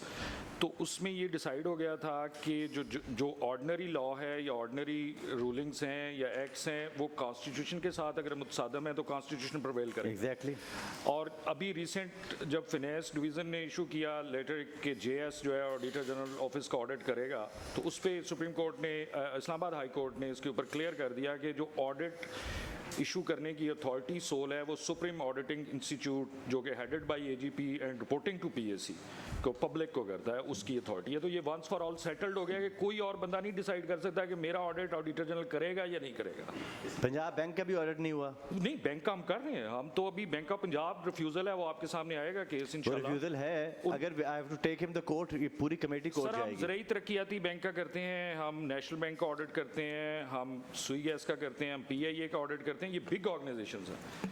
ठीक है, ये कोई भी ऑडिटरी रिफ्यूज़ नहीं कर सकता कि आप ये इसकी मुझे कॉपी देंगे सर। नेक्स्ट सर नेक्स्ट है पेज नंबर 31 ऑब्जर्वेशन नंबर 4.18। इसमें सर इशू ये था कि ऑडिट ने ये ऑब्जर्व किया कि डिस्पेंसर ने कुछ इंडेंट साइन किए हुए हैं, तो इन्होंने हमें वेरीफाई करा दिया कि ये डिस्पेंसरीज हैं जो हैं और ये सिर्फ रूटीन मेडिसिन करते हैं, जैसे किसी इंडस्ट्री के अंदर बनी हुई है डिस्पेंसरी तो वो पेनाडोल रिकमेंड कर देगा या कोई ये डिस्पेंसर रिकमेंड तो वो ये हमने देख लिया सर, ये रिकमेंडेड फॉर सेटलमेंट है सर, कि ये इसमें कोई मेजर उसने रिकमेंड नहीं की मेडिसिन, ये वो ऑफ द शेल्फ जो होती हैं मेडिसिन ये वो होती हैं सर।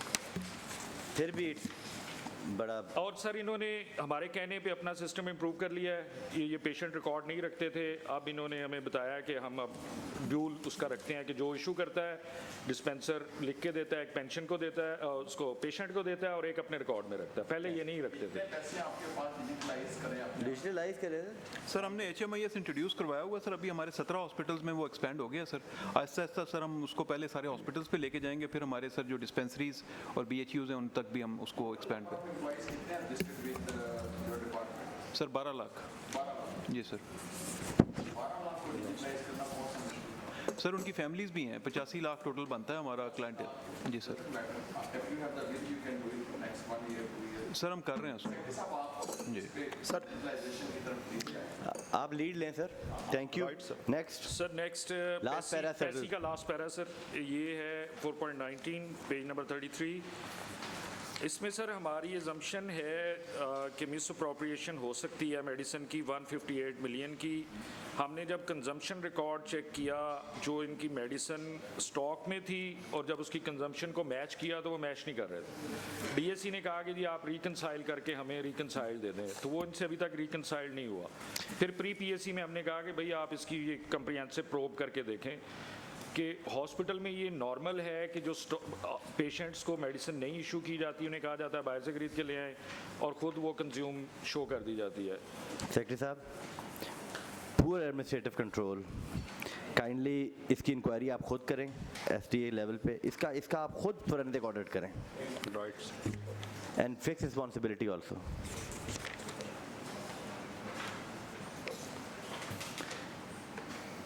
इसके बाद एक अब एक नेक्स्ट और एक ऑर्गेनाइजेशन अगर आप समझते हैं तो इसको टेकअप कर लेते हैं, अदरवाइज सॉरी सर अब आगे एक और ऑर्गेनाइजेशन शुरू हो गई है। नहीं 35 पेज पे पैरा नहीं है सर, ये अब नेक्स्ट कंपनी है सर इनकी। कौन सी कंपनी है? 2-3 पैरा रहते हैं सर। हाँ तो पूरी अच्छा sorry sir, sorry my fault sir. ये सर 35 पेज पे है sir, quality medicine without DTL test. ये इन्होंने सर जो लोकल परचेज मेडिसिन करते हैं उसमें हमें दिखा दिया है कि उसकी DTL रिक्वायर्ड नहीं होती क्योंकि वो ऑलरेडी बैच वेरीफाइड होता है, और तो हम ये रिकमेंडेड फॉर सेटलमेंट है सर कि जो आप मेडिसिन खरीदते हैं जनरल स्टोर से, जनरल मेडिकल स्टोर से, उसके लिए रिक्वायर्ड नहीं होता DTL। और हमने इनको ये कहा था कि आप काइंडली जो health department government of Punjab की पॉलिसी है आप वही फॉलो करें, आप नई ना बनाएं, उसको एज इट इज़ अडॉप्ट कर लें। सर जी सर ऐसे ही है। बेस्ट प्रैक्टिस सर प्लीज़ इसमें एवॉल्व करें अपने डिपार्टमेंट में। इतने बड़े बड़े 22 अस्पताल हैं। चले इसको मैं सेटल कर रहा हूँ but on recommendation of audit. Sir sir ये नॉन प्रोडक्शन ऑफ रिकॉर्ड का पैरा है next sir, page number 39 sir 4.7 miss procurement of medicine. इसमें सर रिकॉर्ड नहीं प्रोवाइड किया गया हमें, तो हमें ये लगता है कि बाकी सारा रिकॉर्ड आ रहा है तो इसका रिकॉर्ड नहीं दिया गया, तो शायद रिकॉर्ड होगा ही नहीं, इसलिए ये क्लाउड पैरा है, ये एक पैरा है जी। 422 मिलियन का रिकॉर्ड। ये क्लाउड पैरा है या एक ही पैरा है? एक ही पैरा सर। 422 मिलियन का एक पैरा है जी सर। मेडिसिन कैसे? किससे इंक्वायरी कराएं इसकी?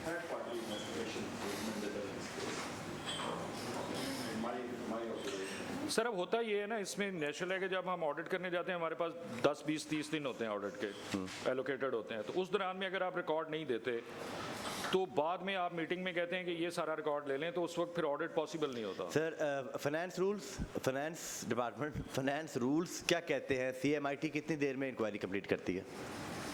कोई भी इंक्वायरी 60 डेज नहीं होती उसकी रूल? नहीं सर, ये इंक्वायरी टू इंक्वायरी डिपेंड करता है।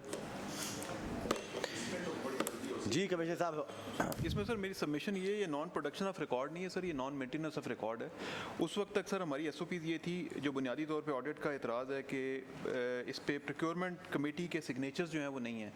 तो जो हमने प्रोक्योरमेंट की थी उस वक्त तक हमारे एसओपीज़ यही थे कि हमारी कमेटी के उस पे सिग्नेचर्स नहीं हुआ करते थे। इस ऑडिट ऑब्जर्वेशन के बाद हमने ये प्रैक्टिस जो सर कंपैरेटिव स्टेटमेंट होती है उस पर वो कमेटी के साइन नहीं है, ये है बेसिकली। मेडिसिन में कोई फॉल्ट तो नहीं थी? नहीं सर, मेडिसिन में फॉल्ट नहीं था, ये सिर्फ क्योंकि उस वक्त सर एक प्रेवलेंट पॉलिसी यही थी। आपने एसटीएसी में खुद एडमिट की है इंक्वायरी, अब मैं और प्रोब भी आपने एडमिट की है और आपने पीडा का भी कहा है, तो मैं कैसे इसको करूं, चेंज करूं? ये सर हमने अपने तौर पे प्रोब करके ये देखिए, उस वक्त की प्रेवलेंट प्रैक्टिस यही थी। कंपैरेटिव कहाँ है प्रोब रिपोर्ट, कहाँ है? दिखा दें सर। मेरी हम्बल सबमिशन है सर कि जो प्रोक्योरमेंट का रिकॉर्ड होता है वो एक ही फाइल में होता है जी, और ऑडिट जब प्रोक्योरमेंट मांगता है आपसे 430 मिलियन की प्रोक्योरमेंट जो आपने प्रोसेस फॉलो किया उसकी फाइल दें।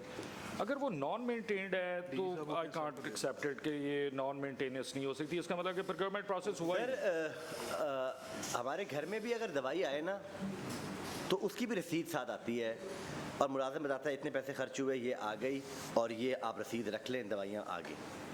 आप 422 मिलियन की दवाइयाँ ले रहे हैं, उसका रिकॉर्ड ही नहीं रख रहा है। नहीं सर, रिकॉर्ड का इशू ही नहीं है उसमें, मतलब रिकॉर्ड की साइन नहीं कर रहा है, मतलब इनके लिए तो रिकॉर्ड नहीं सर, रिकॉर्ड पे भी साइन है, सिर्फ उसकी जो कंपैरेटिव स्टेटमेंट है उस पे साइन नहीं थे। दूसरा सर मुझे प्रोब निकाल के दिखाएं, मुझे सिर्फ फाइल नहीं दिखानी, वो स्टार्ट में दिखाएं।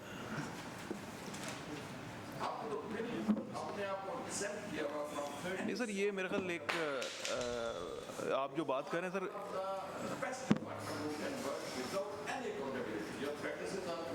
सर मेरे आई थिंक कि अब जो है पीआईटीबी ने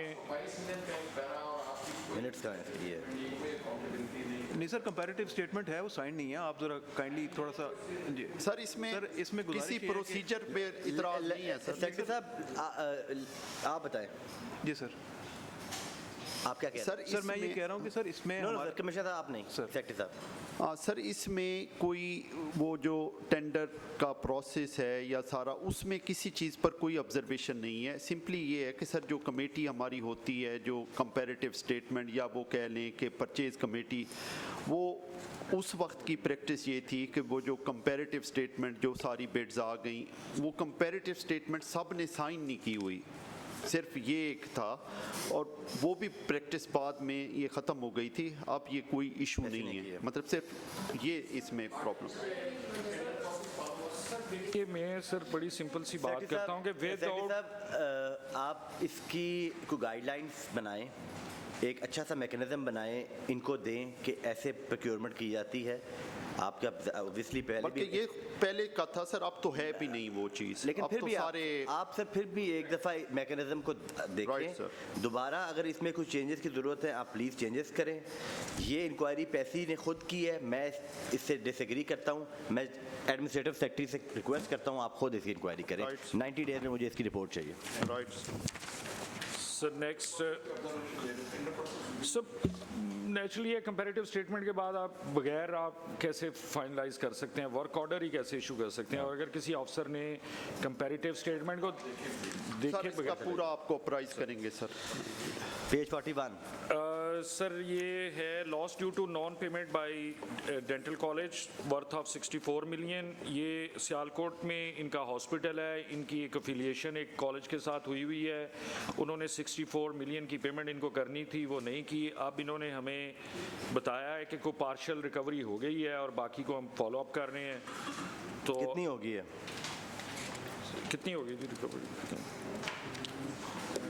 ये सर 2017 तक इन्होंने हमें पेमेंट कर दी थी सर। 2017 से ऑनवर्ड्स 2021 तक की जो पेमेंट है सर वो इसमें पेंडिंग है। तो इसमें हमने सर आर्बिट्रेशन, हमारे एग्रीमेंट में एक उसकी क्लॉज है, वो हमने सर इन्वोक की है। उनको आर्बिट्रेशन का नोटिस हमने दिया है सर, वो फिर उसमें स्पीकिंग ऑर्डर हम पास करेंगे। हमारे हिसाब से 64 मिलियन बनते हैं। ऑडिट की ऑब्जर्वेशन बिल्कुल ठीक है सर, हमें उनसे रिकवर करने चाहिए सर। चलें, I am differing this. Sir ये सेटल ना करें क्योंकि मैं सेटल नहीं कर रहा, डेफर कर रहा हूँ। ओके सर, सॉरी जी रिकवरी भी करें सर। नहीं वो आर्बिट्रेशन में मामला है, तो आर्बिट्रेशन में तो मैं टाइमलाइन नहीं दे सकता, बट कमिश्नर साहब please as soon as possible. Sir 2017 से पेंडिंग है सर। अभी हमने ये ऑडिट की, उसके बाद टेकअप किया, मेरे ख्याल महीने में सर हम कर लेंगे सर। जी ऑडिट, जी ऐसे ही जी audit. Sir last sir 44 sir, ये page number 44 4.14 loss due to shortage of medicine. इसमें सर हमने ये ऑब्ज़र्व किया है कि वर्थ ऑफ 4.8 मिलियन का जो स्टोर था, मेडिसिन स्टोर का जो रजिस्टर है और जो लेजर है वो आपस में मैच नहीं कर रहे।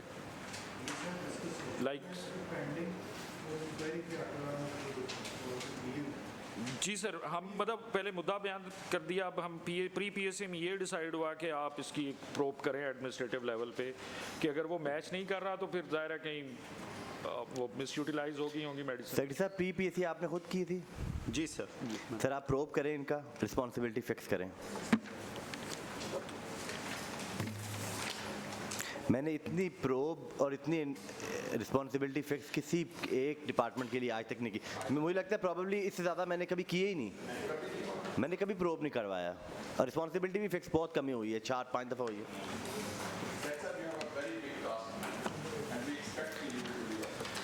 Before Madam's department, I'll take 2 minutes. Labour and Human Resource Department, Punjab Social Security Management Company, DG साहब, ये एग्जाम्प्ट है ऑडिट से? नहीं सर, सर एग्जाम्प्ट तो कोई भी नहीं है। हम तो फिर ये एग्जाम्प्ट क्यों अपने आप को कह रहे हैं कि हम एग्जाम्प्ट हैं? बस सर ये अकाउंट पेंडिंग है ये इनके। कहते रहे सर, हम इनकी बात नहीं मानते सर। इनका ऑडिट करें, इसको हम इसके पहले आप बल्कि बता दें। ये डिसॉल्व हो गई है मैं। जी कमिश्नर, इसमें सर मैं सबमिट करना चाहूँगा सर, ये कंपनी बनी थी 2004-5 में सर, जिस तरह पंजाब में उस वक्त बाकी कंपनीज बनी थी।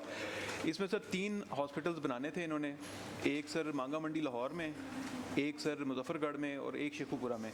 उसमें से 2 हॉस्पिटल्स बन गए थे सर और वो फंक्शनल थे, और एक जो शेखुपुरा वाला हॉस्पिटल था सर वो नहीं बन सका था क्योंकि वो साइट जो थी सूटेबल नहीं थी, नाले के बिल्कुल साथ थी।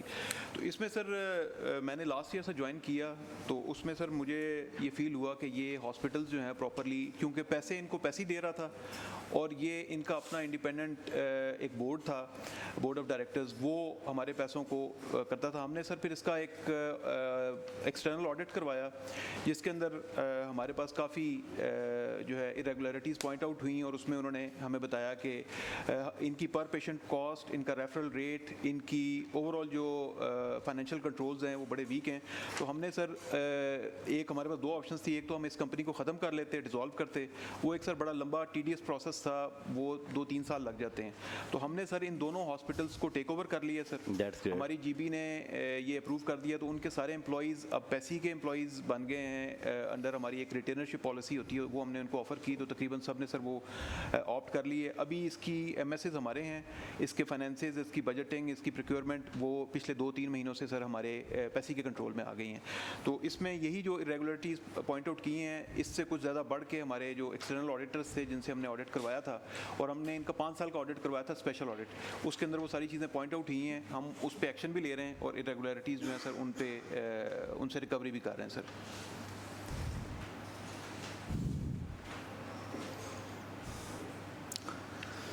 पर जो पैरास बन गया है उनका क्या करेंगे हम? सर उसका हम हाउस को सर ब्रीफ कर देते हैं, जैसे सर आप गाइड करेंगे सर, क्योंकि वो क्या मिसाल थी, from frying pan to the fire वाला ही मामला है। ऑब्जर्वेशन सर इनकी बिल्कुल ठीक है, क्योंकि कोई मतलब उसमें डिफेंस नहीं है सच हमारे पास सर। तो बट जो पैरास छप गए हैं, अब इनका फ्यूचर कहाँ ले करेगा finance? Sir I think responsibility big solution. अच्छा, अब इसमें भी सर एक उस वक्त जो लोग थे उनको शायद ये नहीं इल्म था कि ये एक पीएससी में ये डिस्कस होना। अच्छा, अब ऑब्वियसली सर उस वक्त वो प्राइवेट लोग थे जो के बोर्ड ऑफ डायरेक्टर्स में थे, फैसले वहाँ होते थे। इनकी रिकवरियाँ हम कैसे करेंगे अगर वो प्राइवेट सर लोग? लॉ है हमारा सर, अगर साबित हो जाती है कि उनकी नेग्लिजेंस PLA लगाएंगे सर, उनके ऊपर रेवेन्यू एक्ट लगता है, उनकी जो प्रॉपर्टी है वो जब्त होती है, केस भी होता है, अगर वो साबित हो गया तो। वो एंटी करप्शन को रेफर होगा, वो आगे प्रोसीड करेंगे, FIRs करेंगे, और अगर साबित हो जाता है, हमारी तो चूँकि sir audit observation on selected samples पे होती है, तो प्रो भी बता सकती है कि रिस्पॉन्सिबिलिटी किस पे फिक्स होनी है। लेकिन सर जैसे ये पहला पैरा है पेज नंबर 7 पे, लेट्स डू लाइक दिस, हम इसको टेकअप करेंगे कंप्लायंस के साथ, ठीक है मैडम की पैरास के कंप्लायंस की वो जो इसमें हमने अपनी इंटरव्यू की है ना सर, कंप्लायंस कमिश्नर साहब, मुझे उम्मीद है कि आप इस पैसे के अफेयर्स को बड़ी आप में सलाहियत है, आप कर सकते हैं इसको, प्लीज़ ज़रा इसको देखें, इनके जो मामलात हैं अच्छे होने चाहिए, बेस्ट प्रैक्टिसेस आप इवॉल्व करें अपने डिपार्टमेंट के अंदर। इसके साथ साथ आप सेक्रेटरी साहब से गाइडेंस लें।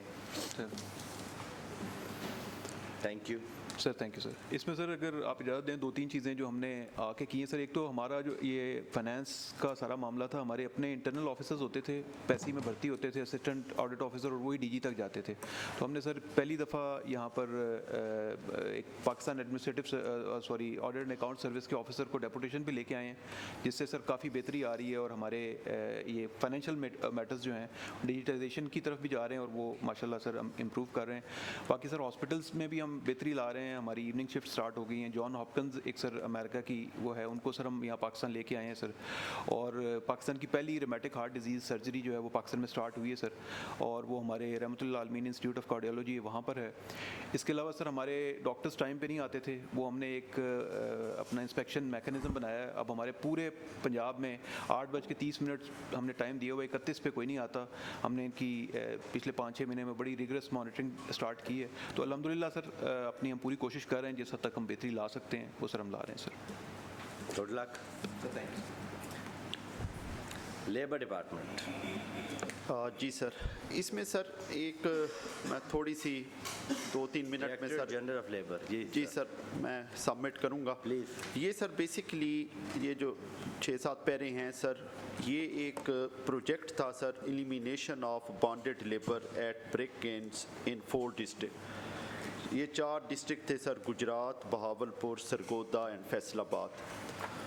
तो ये सर एक ADP का प्रोजेक्ट था, 2012 में सर ये अप्रूव हुआ, और इसकी इम्प्लीमेंटेशन सर स्टार्ट हुई 2014 में, और ये 2020 में सर ये प्रोजेक्ट क्लोज हुआ।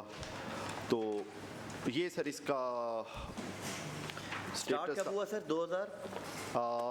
12 में अप्रूव हुआ, 2014 से ये स्टार्ट हुआ। क्लोज कब हुआ? जी सर, और 2020 में सर ये क्लोज हुआ। ऑडिट ने 2021-22 में इसका ऑडिट किया? जी सर। अब इसमें सर बेसिकली इन 4 डिस्ट्रिक्ट में जो भट्टे थे या ब्रेकेंट्स थे, वहाँ इन्होंने सर इनफॉर्मल एजुकेशन का स्कूल्स बनाए अराउंड अबाउट सर 200। उसके बाद इनकी बाकी भी इस तरह की सॉफ्ट इंटरवेंशंस थी, कुछ इन्होंने सेशन करवाए, और फिर इन्होंने वहाँ रजिस्ट्रेशन वाला प्रोसेस भी किया। इस तरह का सर ये सारा फंडिंग वर्ल्ड बैंक की थी सर? हाँ नहीं सर, ये हमारा ADP का एनुअल डेवलपमेंट प्रोग्राम का सर ये था। और इसमें सर जो ऑफिशियली जो इसका PD था सर एक्स ऑफिशो, वो DG लेबर मतलब इसका था, जो भी आया वो इसका PD था। अब इसमें सर अनफॉर्चुनेटली हुआ ये कि 2020 के बाद प्रोजेक्ट क्लोज हुआ, तो उन्होंने जिस तरह सर हमारा गवर्नमेंट ऑफ पंजाब का प्रोसीजर होता है, तो इसका PC4 बनाकर भेज दिया। उसके बाद सर PND का जो DG मॉनिटरिंग होता है, उसने अपनी एवेल्यूएशन की, और वो एवेल्यूएशन रिपोर्ट भी सर है।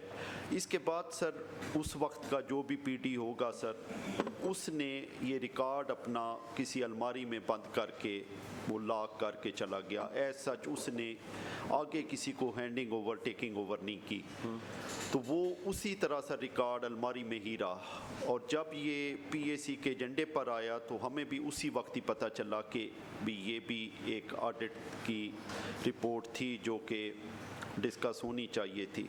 तो इसमें सर SDAC भी इवन नहीं हुई, प्री PAC नहीं हुई। प्री PAC हुई है सर, वो फिर अभी हमने ऑर्डर किया था कि वो रिकॉर्ड को वो ताला तोड़ें और उस पर कमेटी बनाकर बाकायदा उन्होंने सर फिर इन्वेंट्री बनाई रिकॉर्ड की जो अवेलेबल था। तो टाइम शॉर्ट था, प्री PAC में हमने इसको मैडम आपको इसके लिए टाइम चाहिए? जी सर, मैडम आपको टाइम इसमें चाहिए? हम इनके साथ बैठ और आर यू प्रिपेयर्ड? नहीं, हमने जो है इस वक्त तक जो डॉक्यूमेंटेशन कर ली है वो उसके लिए तो we are prepared to answer, लेकिन ये कि हमने एक बेसिकली प्रोब कमेटी एक नोटिफाई की है, 3 मेंबर प्रोब कमेटी, कि जो भी थोड़ी बहुत कमी बेशी है रिकॉर्ड में जो ऑडिट के सामने प्रेजेंट नहीं हो सका, तो वो हम उसको प्रिपेयर कर रहे हैं और देख रहे हैं, उसमें रिस्पॉन्सिबिलिटी भी फिक्स कर रहे हैं, because there has been a number of यानी काफ़ी साल चला है, इसमें काफ़ी पीडीज़ थे, काफ़ी सारा स्टाफ जो है वो चला गया, जो प्राइवेट लोग हायर हुए तो वो भी चले गए, उनको बुला के उनकी जो भी रिस्पॉन्सिबिलिटी है अगर कोई है तो फिक्स करने के लिए हमने 30 डेज़ का टाइम उस कमेटी को दिया है। तो by that time I think we will be prepared with that, लेकिन अगर कोई डिस्कस करना चाहते हैं तो इट्स ओके। फिर हम आपको टाइम देते हैं, हम आपको टाइम देते हैं। Thank you. You have our full support. Thank you. And we sir इसमें have मेरी your सबमिशन trust. है, ऑडिट से मेरी सबमिशन है सर। जी। अच्छा सर, इसमें जैसे सेक्रेटरी साहब ने फरमाया कि इसमें टोटल 7 पैरास थे जो कि आज PAC के सामने रखे जाने थे, उसमें सर जो ज़्यादा सीरियस नेचर के हैं वो 4 पैरास हैं जो कि नॉन प्रोडक्शन ऑफ रिकॉर्ड की हैं। 2 पैरास ऐसे हैं जिनमें स्टॉक की वेरिफिकेशन है, उसकी हद तक अगर PAC अलाउ करती है हमें उस पर कोई इतराज़ नहीं है। स्टॉक वेरिफिकेशन इन्होंने नहीं हमें कराई, जो स्टॉक आइटम्स जो सर ने भी यही बात की है कि ताला लगा के चले गए थे, वेरिफिकेशन लेकिन हो नहीं 4 सक रही पैरास ऐसे हैं सर जो कि उस टाइम रिकॉर्ड हमें दिखाया नहीं गया, वो नॉन प्रोडक्शन ऑफ रिकॉर्ड के पैरास हैं। वो भी सर फिक्स हो जाएंगे अगर sir let me brief chair sir उसमें ये सबमिशन है कि वो उनका ऑडिट तो अब सर रेगुलर ऑडिट में हो सकेगा, उनकी वेरिफिकेशन नहीं हो सकेगी क्योंकि उनका ऑडिट हुआ ही नहीं है सर। ये सबमिशन है मेरी सर। मैं इसका थोड़ा सा जवाब जी मैडम थी, उसमें यही डायरेक्शंस सेक्रेटरी साहब ने हमें दी थी कि क्योंकि अब ये जो है रेगुलर ऑडिट में फिर से ऑडिट अब इसका होगा तमाम का, तो हमारी जो प्रोब कमेटी है वो उसकी तमाम डिटेलिंग या जो डॉक्यूमेंटेशन उस वक्त नहीं हो सकी थी वो हम करके रखेंगे, रेगुलर ऑडिट में वो फिर से चीज़ें प्रेजेंट कर देंगे उसको। जी सर, और रिस्पॉन्सिबिलिटी जो फिक्स करने की हद तक है वो आप बता देंगे। PAC ये डायरेक्शन कर देती है कि रेगुलर ऑडिट में ये ऑडिट करवा लेंगे तो हमें कोई इतराज़ नहीं सर। नहीं कराना चाहिए, जो ऑडिट आप कर चुके, जो ऑब्जर्वेशन आप दे चुके हैं, आपका तो इख्तियार नहीं है इसको सेटल करने का। जी नहीं सर, उसका तो ऑडिट हुआ ही नहीं ना बेसिकली। अच्छा वो कोई और चीज़ है, डॉक्यूमेंटेशन वो कह रहे हैं कि उनका ऑडिट करवा लें, उसका ऑडिट सर हुआ ही नहीं। वो 4 पैरास जो है ना उनका उस टाइम ऑडिट हुआ ही नहीं, वो अब नेक्स्ट ऑडिट में उनको हम टेकअप कर सकते हैं, ऑडिट भी करें। और एक और मेरी सजेशन है सर, ये मैडम ये जो स्कूल्स बनाए थे वो चल रहे हैं, ऑपरेशनल हैं? नहीं, वो ख़त्म हो गए प्रोजेक्ट के साथ, वो भी ख़त्म हो गए।